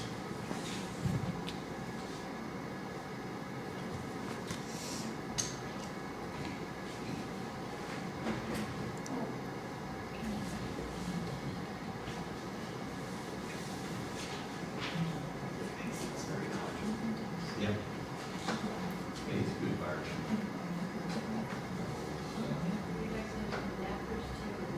No, just the machine, each individual, entity is going to be responsible for purchasing the adapters. Yeah, because I thought his point was good that, they all have different ones, let them maintain or take care of them.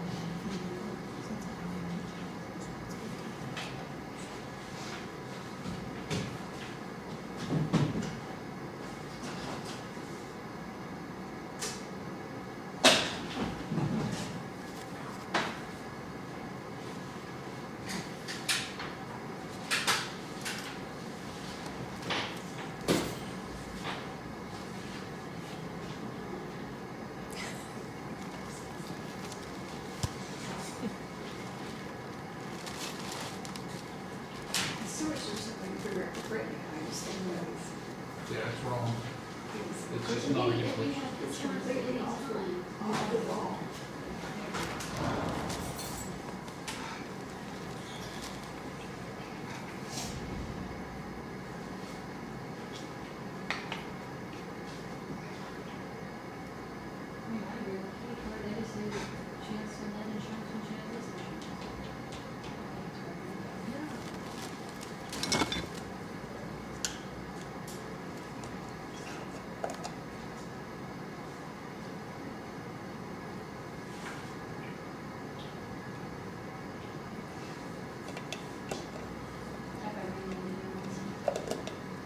None of it's seen so far.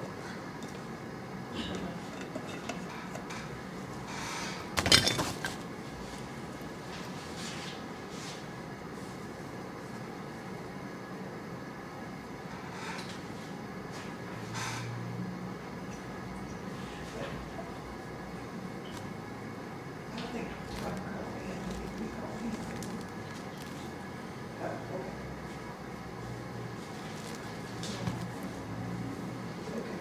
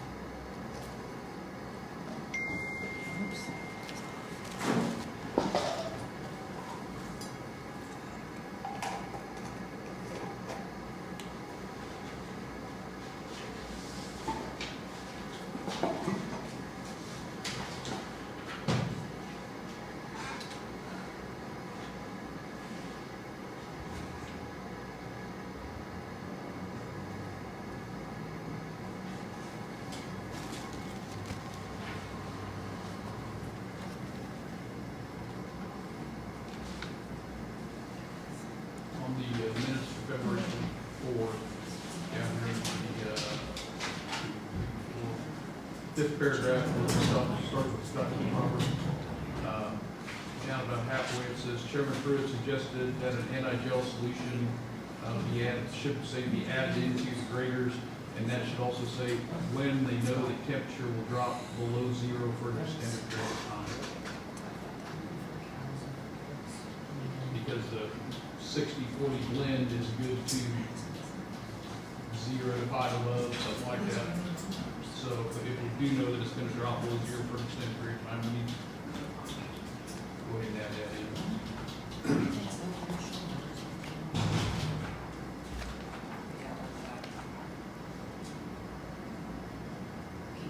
Okay, so I'm Chairman Pruitt suggested that they put in anti-gel solutions into the graders on the temperature drops below 0 degrees to extend period. When they know the temperature is going to drop below zero. Yeah, that's the key right there. If we know it's gonna drop, put it in.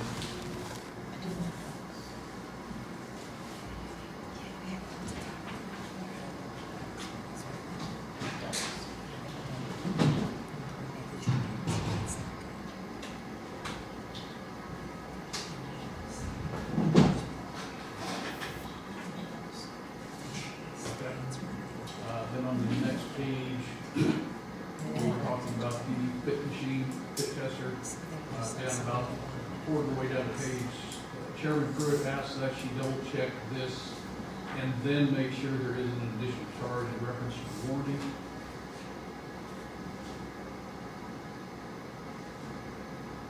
Should be then instead of that.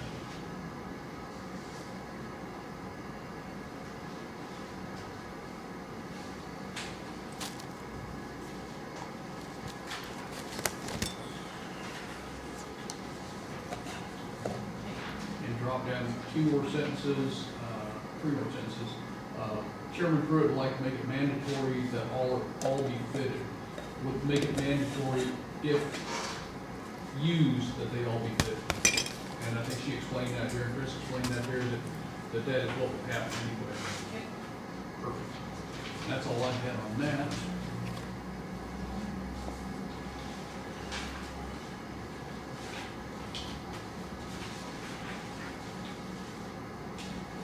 Has everybody read through the minutes?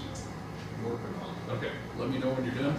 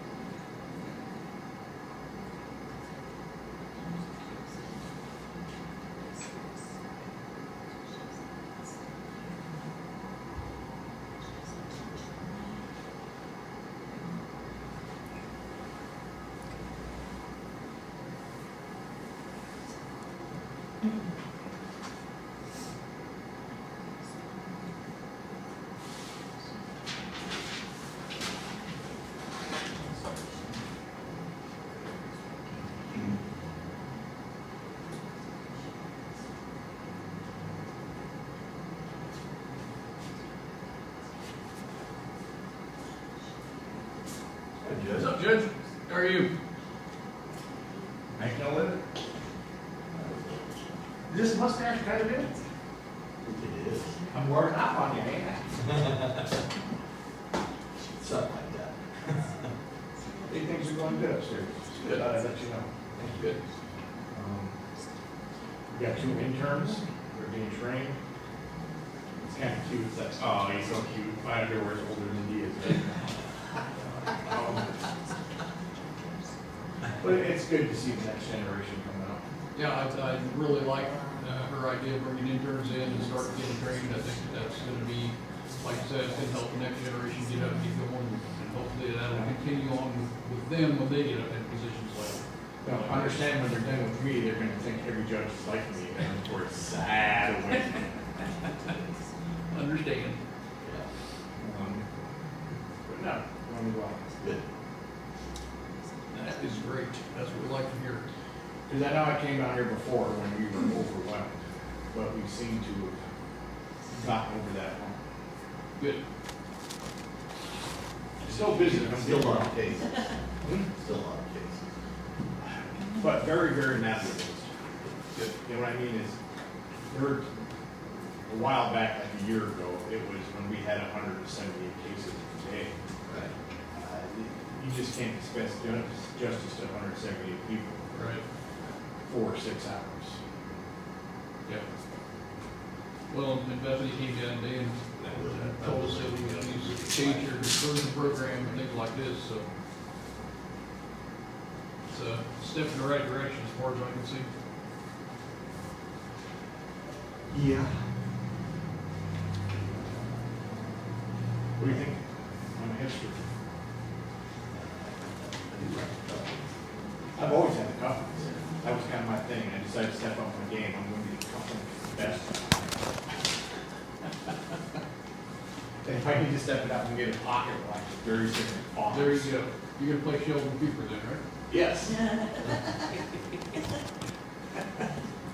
actually have a couple still home my Jordan, so. Well, the best thing about cufflinks is, back in the day, these probably were horribly expensive. Oh, yeah. Now you go to an antique store, it's like $2.50, $3. It probably cost somebody a car payment back in the 40s, Yeah. 50s. Yeah, exactly. Exactly. And I go on eBay where I get most of mine, Yeah. and there's this lady, Victoria Flynn. She made ceramic cufflinks in the 1950s, and they were all high-end. And back in the 50s, it probably cost $100. I get them for like 10. If you put that in $1950, No, probably yeah. paying pennies. Yeah, easily.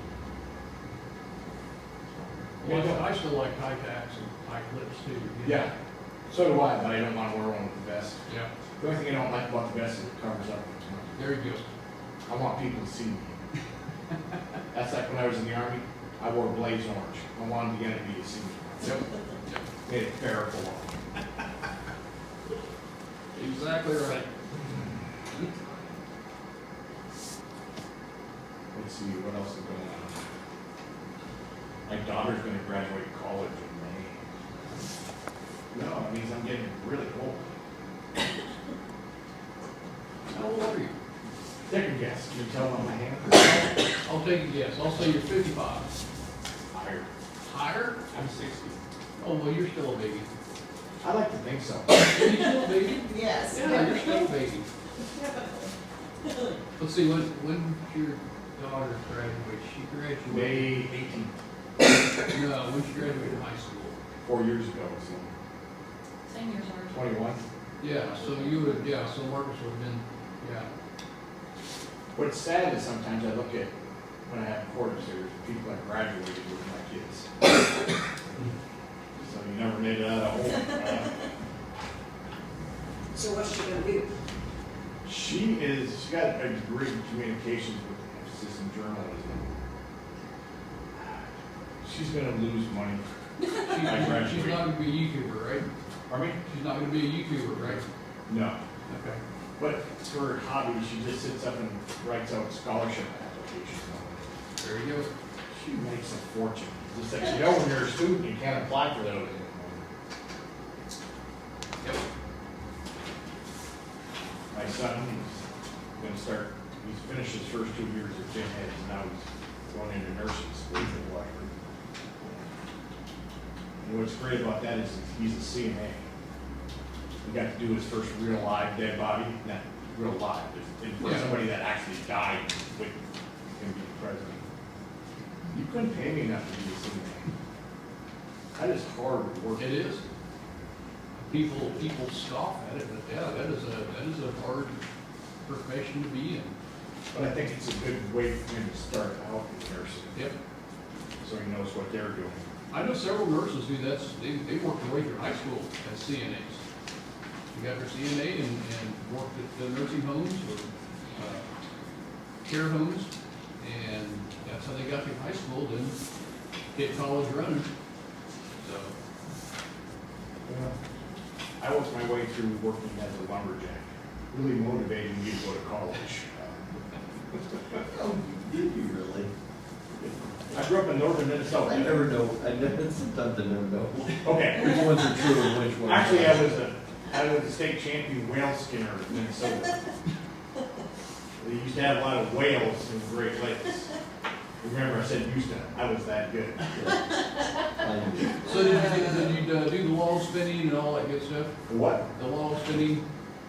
No, that's like a rhinestone cowboy, okay? It's just like, you look at him, just like, I'm a lumberjack. There is no need for me to ever stand in the middle of a river and spin on a log. What's the purpose of that? Yeah, well, that's kind of Just what was the purpose of that? Just chop the tree down, okay? That's all we need to do. That's what I get paid for. If I'm out in the middle of a river spinning on a log, the first thing that somebody that's my supervisor is going to say is, what in the hell are you doing out in the middle of a river spinning on a log?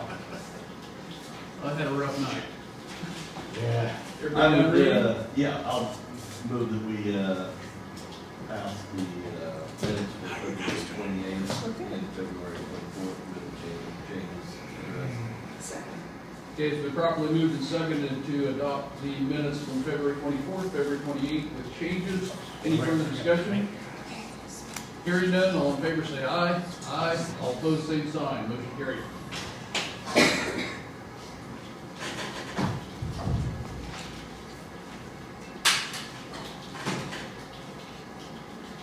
All right.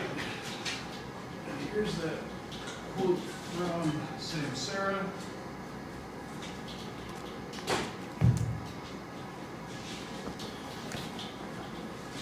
So the GPS and the cameras. Well, we can do the cameras right off the bat, or we just gonna do the GPS? I'm sorry? Were we gonna do the cameras right off the bat, or just the GPS? I thought we were just gonna do the GPS right off the bat. No, we had talked about moving forward, basically. Cameras, okay.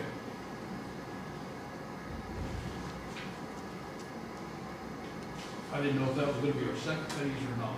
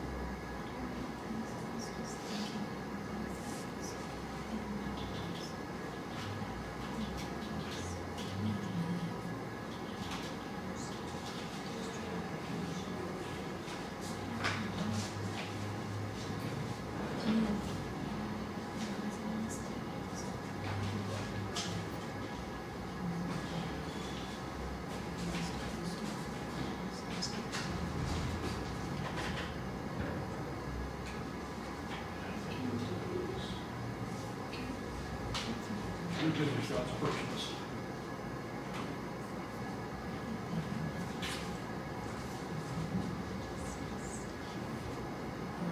There's the quote for that.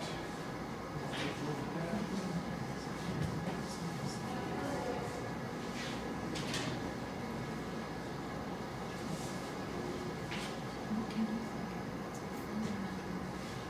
So did you ask me, is there was on this one? She's supposed to be fine. She was having computer issues herself. Oh my gosh. Because of the updates? It never fails after an update, somebody goes on. What if they don't update? Then you get behind, and bad things happen into. Case in point, the software that we use for calibration tracking at Goodyear. They used it for several other things also, but it was I use it for calibration tracking. When we were going to switch over to the new one that we went to, they couldn't switch over for like 6 months because they were so far behind on updates that it took them that long to run updates to where they could finally switch over. Yeah, it was not pretty. Okay. And you know what the reason was behind not running updates? Well, we just didn't have time to do it. Well, so now we got time to wait 6 months. So, yeah.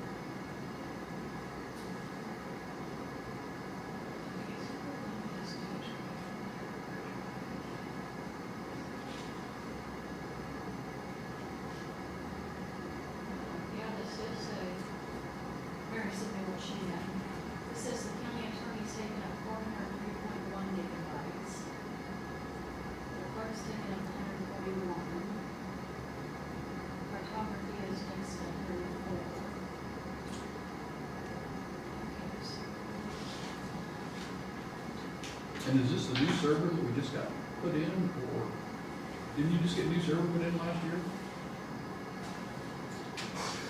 I got a new server for the camera, Okay, so that's a different. that's a different server, okay.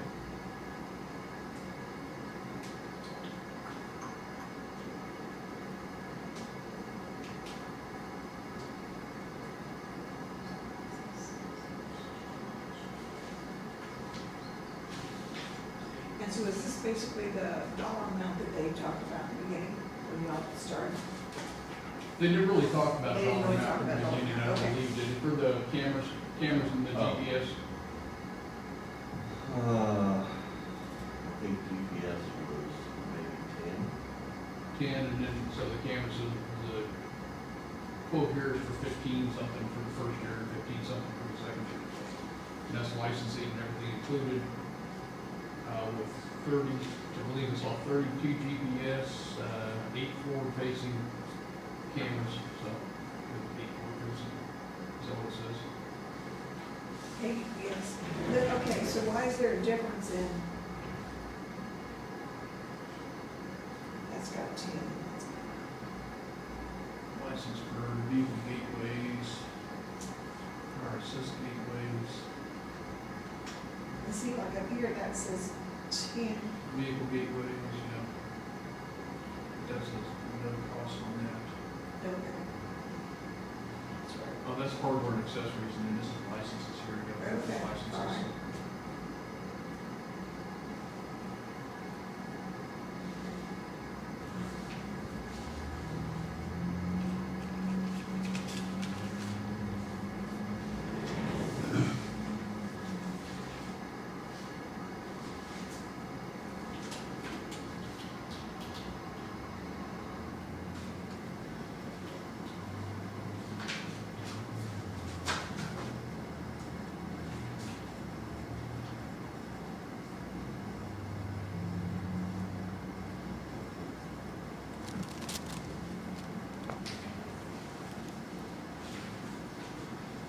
So it just kind of quote on it to show, I mean, we don't know what,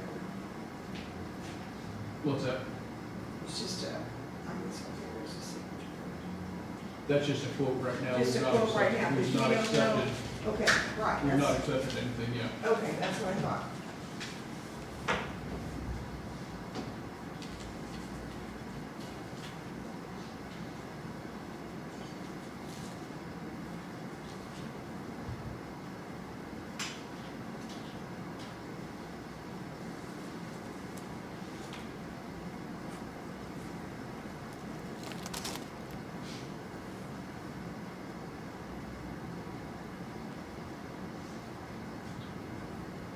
It's not the attorney's office. Yeah.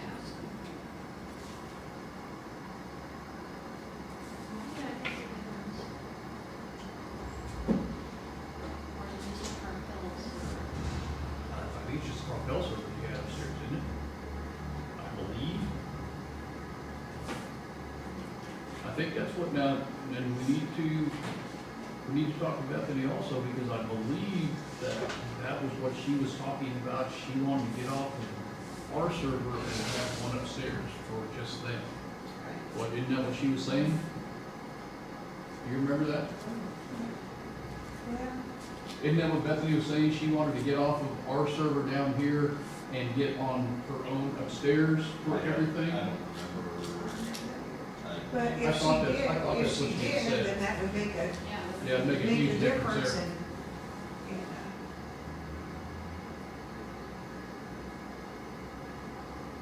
I don't think they would want to use like an Apple, but they want to go back to using. oh, the other one's networks. No. Computer options.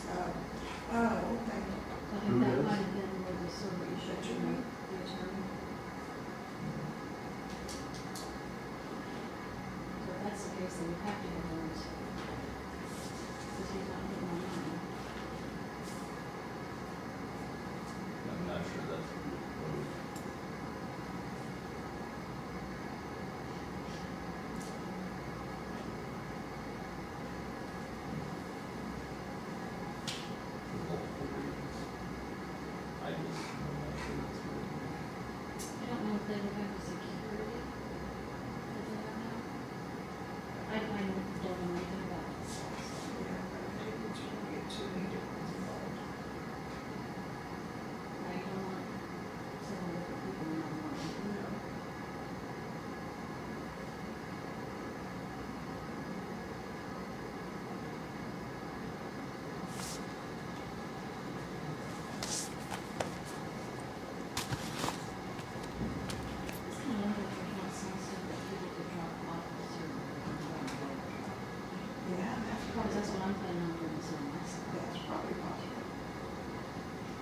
get you $30,000 to $50,000.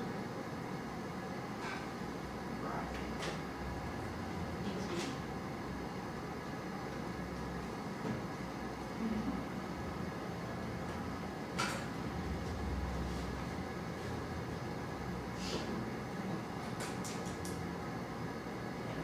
Mary sent me what she had, but it has the county attorney, that's $403,000.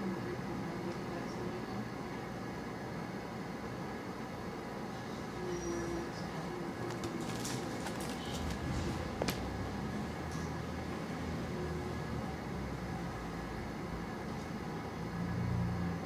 well, I think some more stuff.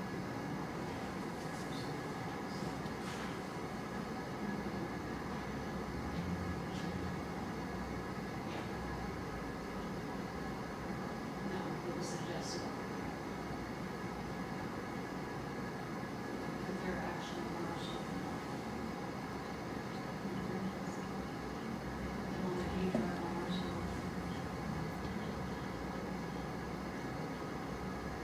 You see that?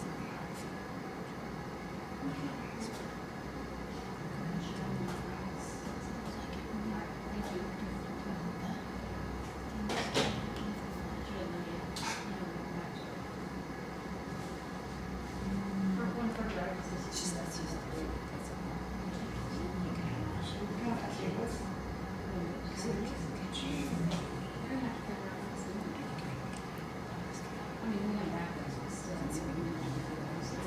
Yeah. Every time, yeah.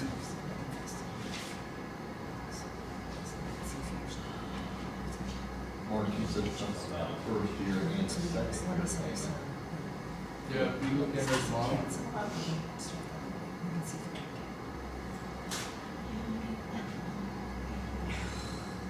What is the second year payment for? I'm assuming it's just update license. I guess I'd like something. We need- to break yeah, we that out, need to- because first year payment, so sort of breaking it into two payments of over $30,000 for all the hardware and all the licensing, or are we doing $15,000 annually? That's what we need to find out. Yeah, but I'm not in favor of that. That's, I don't think that's what we talked about. First year payment.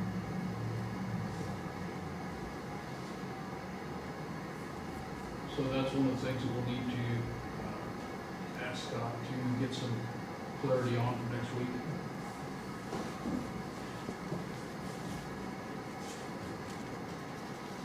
I mean, I need to know what we're paying for. Yeah, oh yeah. I mean, typically a license, so when I purchase my cameras, I pay a one-time fee for that license for that camera, but it's a lifetime.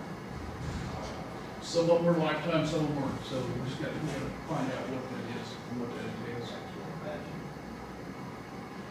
I mean, you have to renew your licenses on some of them, annually. Norton, you have to renew your license annually. For upgrades,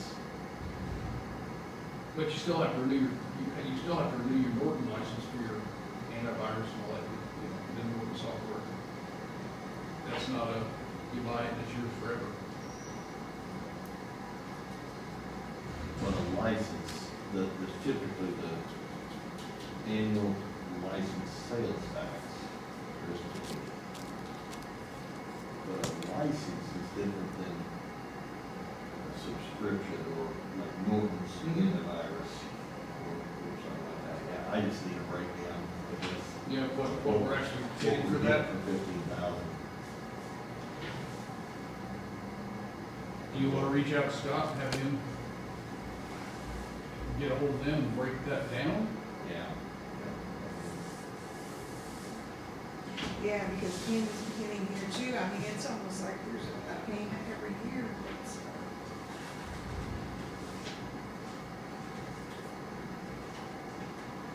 Because are we just leasing the equipment Yeah. for that?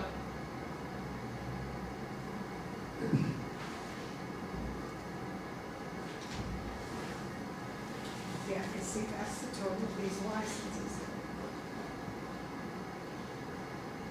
I think we go down from that, that's what the total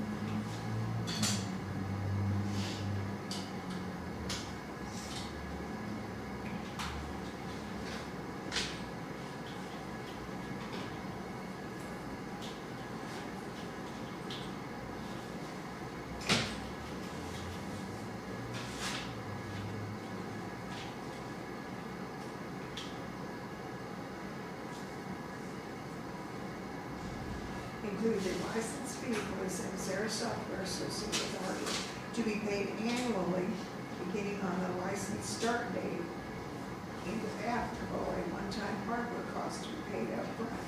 As of the license start date, payment fees are payable by recurring wire transfer, all transfers made. See, I think you pay every year. Dude, what is that? In payment though? Okay, so what's the hardware? So, the hardware shows nothing. Right, that's what I'm saying, so they're saying license, license, license. That's all licensing. I can't imagine having to pay that. So you see upfront, upfront. Yeah, and then, so then the next year. And if you're paying, usually the licensing fee goes down every year. Yeah. That's only about $100. Yeah.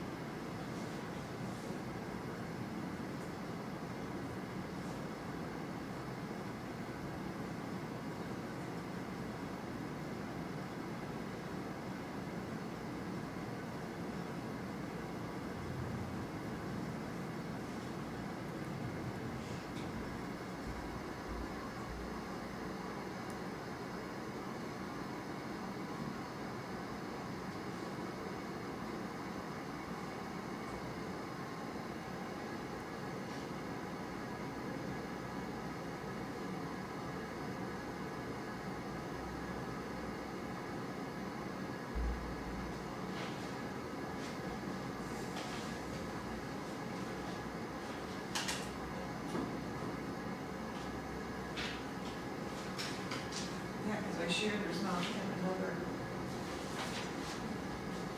something for the hardware. Would be big for me. Yeah. Almost not. Wrote that down.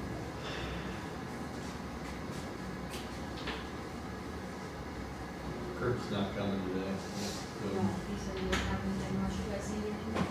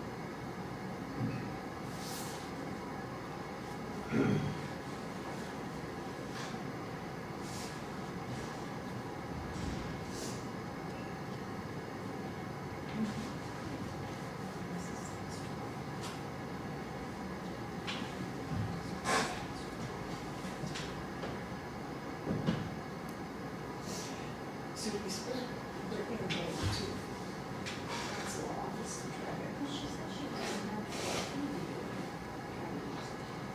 I'm wondering if he doesn't know the same thing. Well, let's see, when she texted me back on the channel, I told her she got to call you. And she said, I said, did you talk to them over there? And she said, he hadn't got back. So I didn't know.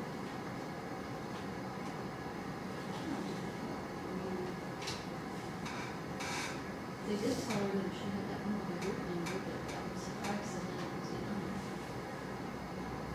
Because we thought it was all taken care of.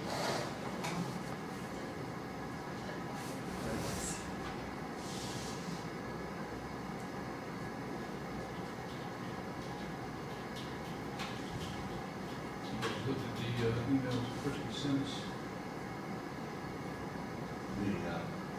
cases, we need to read those. A lot of misinformation.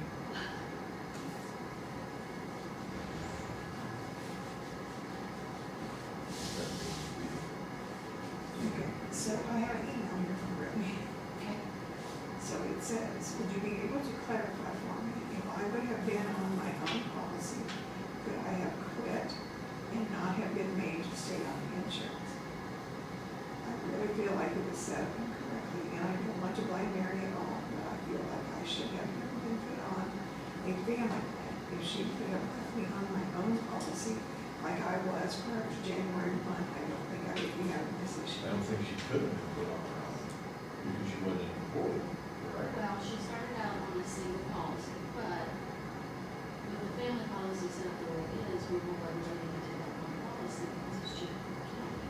Sure. And Mary told them that's what she was doing. I mean, Mary had. But not knowing that She was. She She was was gonna gonna quit the next, within 3 weeks of the enrollment period closing, but I don't see. I was gonna say that more than likely, if she had adequate coverage, then she could. But I don't know if their adequate coverage would be, It's, I don't know if it would be. the term, I'd say it's, Farm Bureau doesn't rate it as a, Well, whoever the gatekeeper is, doesn't rate it as a group, right? Well, He has Farm to Bureau do doesn't whatever. rate it as a group either. They Right, have a group number, but but we- it's a single policy. But when she came back to work here and there was a new hire, we put her on our insurance. If she'd have been on as a single, and we still would have just left his the way it was with him and the kids. And then when she terminated this time, then she would have been fine because she just would have been a single and terminated. I think so. It would have been I would okay. have to, I have to. I mean, she does have a point in what she's saying, and yet, we put her on a family because it saves the county money. Sure. Which Right, but we makes didn't treat sense. her any differently than we have in. Anyone else, yeah. I know, but I know what you're saying. but you don't know that, and you hope down the road that doesn't I know. create a problem somewhere else for somebody else. It's just, it's happened this time. So we put people, we take people from the two single plans, if they both work here, we put together in a family, but we don't charge them anything for that family. The single is paid for by the county. But a family isn't. Two singles would have cost the county more. I understand that. Yeah. What I'm saying is though, if you force somebody to a family plan, now they have to start paying versus each one of them having their own plan. But see, it was covered. The family plan. Thank you. That answers my question. But I mean, I get what she's asking. and But what we she's have a saying. bad circumstance where They still have to pay. because otherwise he would have just been him and the two kids. Right, and then you would have to pay, don't quote me on this, which is not as much as a family home. But what they're having to pay out is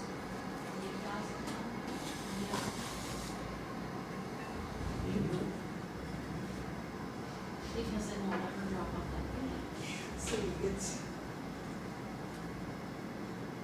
What did it cost her for the 3 months of?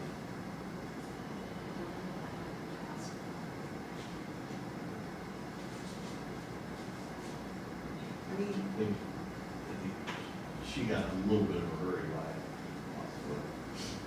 but I think she thought if she did that, and her letter would take care of it. I would back from. I think that's what Travis was told, was if she had a letter stating she had group coverage, that would suffice, because we thought it was all taken care of. I would request a letter from Farm Bureau stating it is. Group coverage. Yeah, and then present that, that's what I would do. Otherwise, I want my money back. Farm Bureau's insurance is actually pretty good. My daughter used it when she was in grad school, she had to go off the bars and have one, and it only cost her like $65 a month. Yeah, it was insurance. Oh, that's all. Yeah, so see, I don't know how to answer her here, because she does have a point. There's two sides to this whole thing. But She has said in there's her no motion. liability on our account. And what did Todd say? Because she has said it. And Todd said something about if the coverage was covered. If it's a coverage they would accept, it can't be in the Affordable Care Act, is what I understood. And granted, I do not understand insurance, I'll be the first one to say that.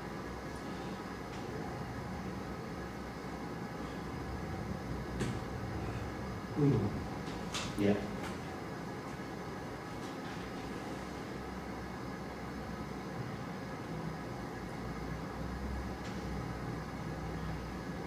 Is Mary not in there?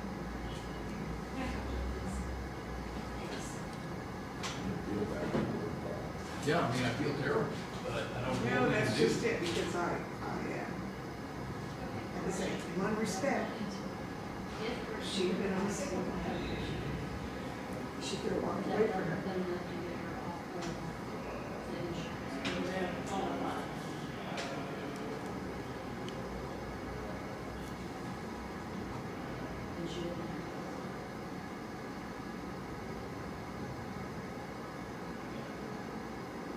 So the issue is not so much group coverage because of the law.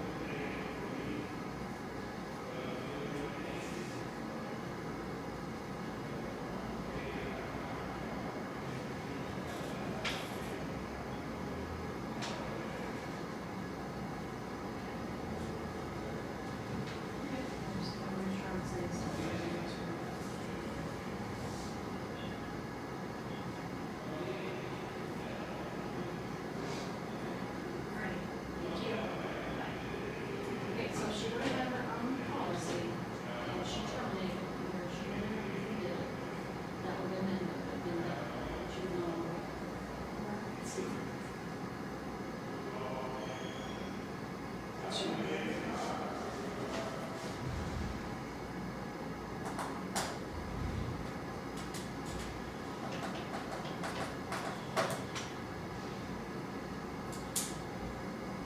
And so, has anybody actually, have you completely explained the whole situation around SHE, SHE,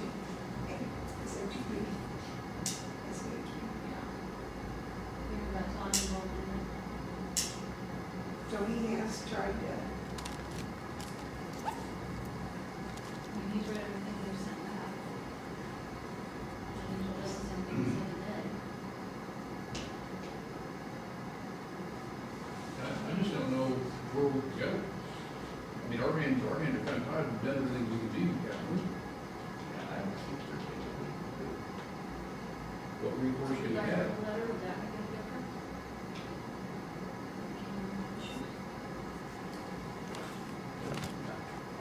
I mean, I don't it's think a- it would. The only letter, they're gonna have to follow the law, they're not gonna listen to us. She just, I would go back to Farm Bureau and say, I need a letter, your letter and saying, it's group coverage.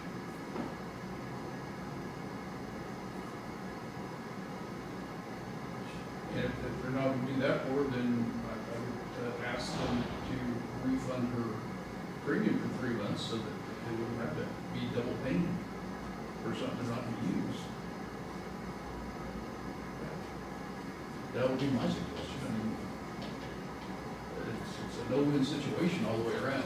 It is, because she's gonna have to pay premiums, but And I don't blame her. I don't either, but she's getting.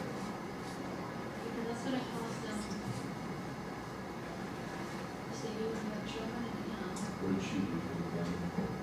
she worked for her. Oh. So I'm gonna guess they have about $6,000 more than mortgage. That's just a guess. Now, like I said, I don't know what we can do to rectify the situation.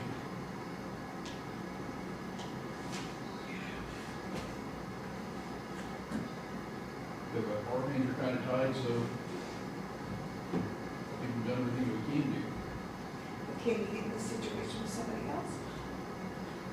I'm sure we could. I mean, we could, well, I mean, thank goodness.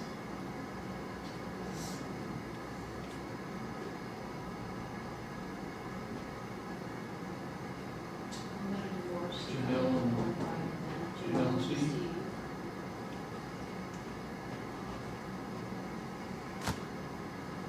Yes, I looked at this, there used to be at least 4, and then one got divorced, so that's. Yeah, I mean, we could easily be in that position.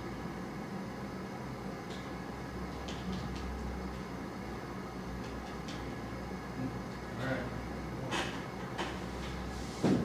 Is there anything else today? Linda? Christie? All right, I'd entertain a motion to adjourn. So moved. Second. Been properly moved and seconded to adjourn the meeting today. Is there any further discussion? Hearing none, all in favor say aye. All opposed, same sign. Motion carried, meeting adjourned.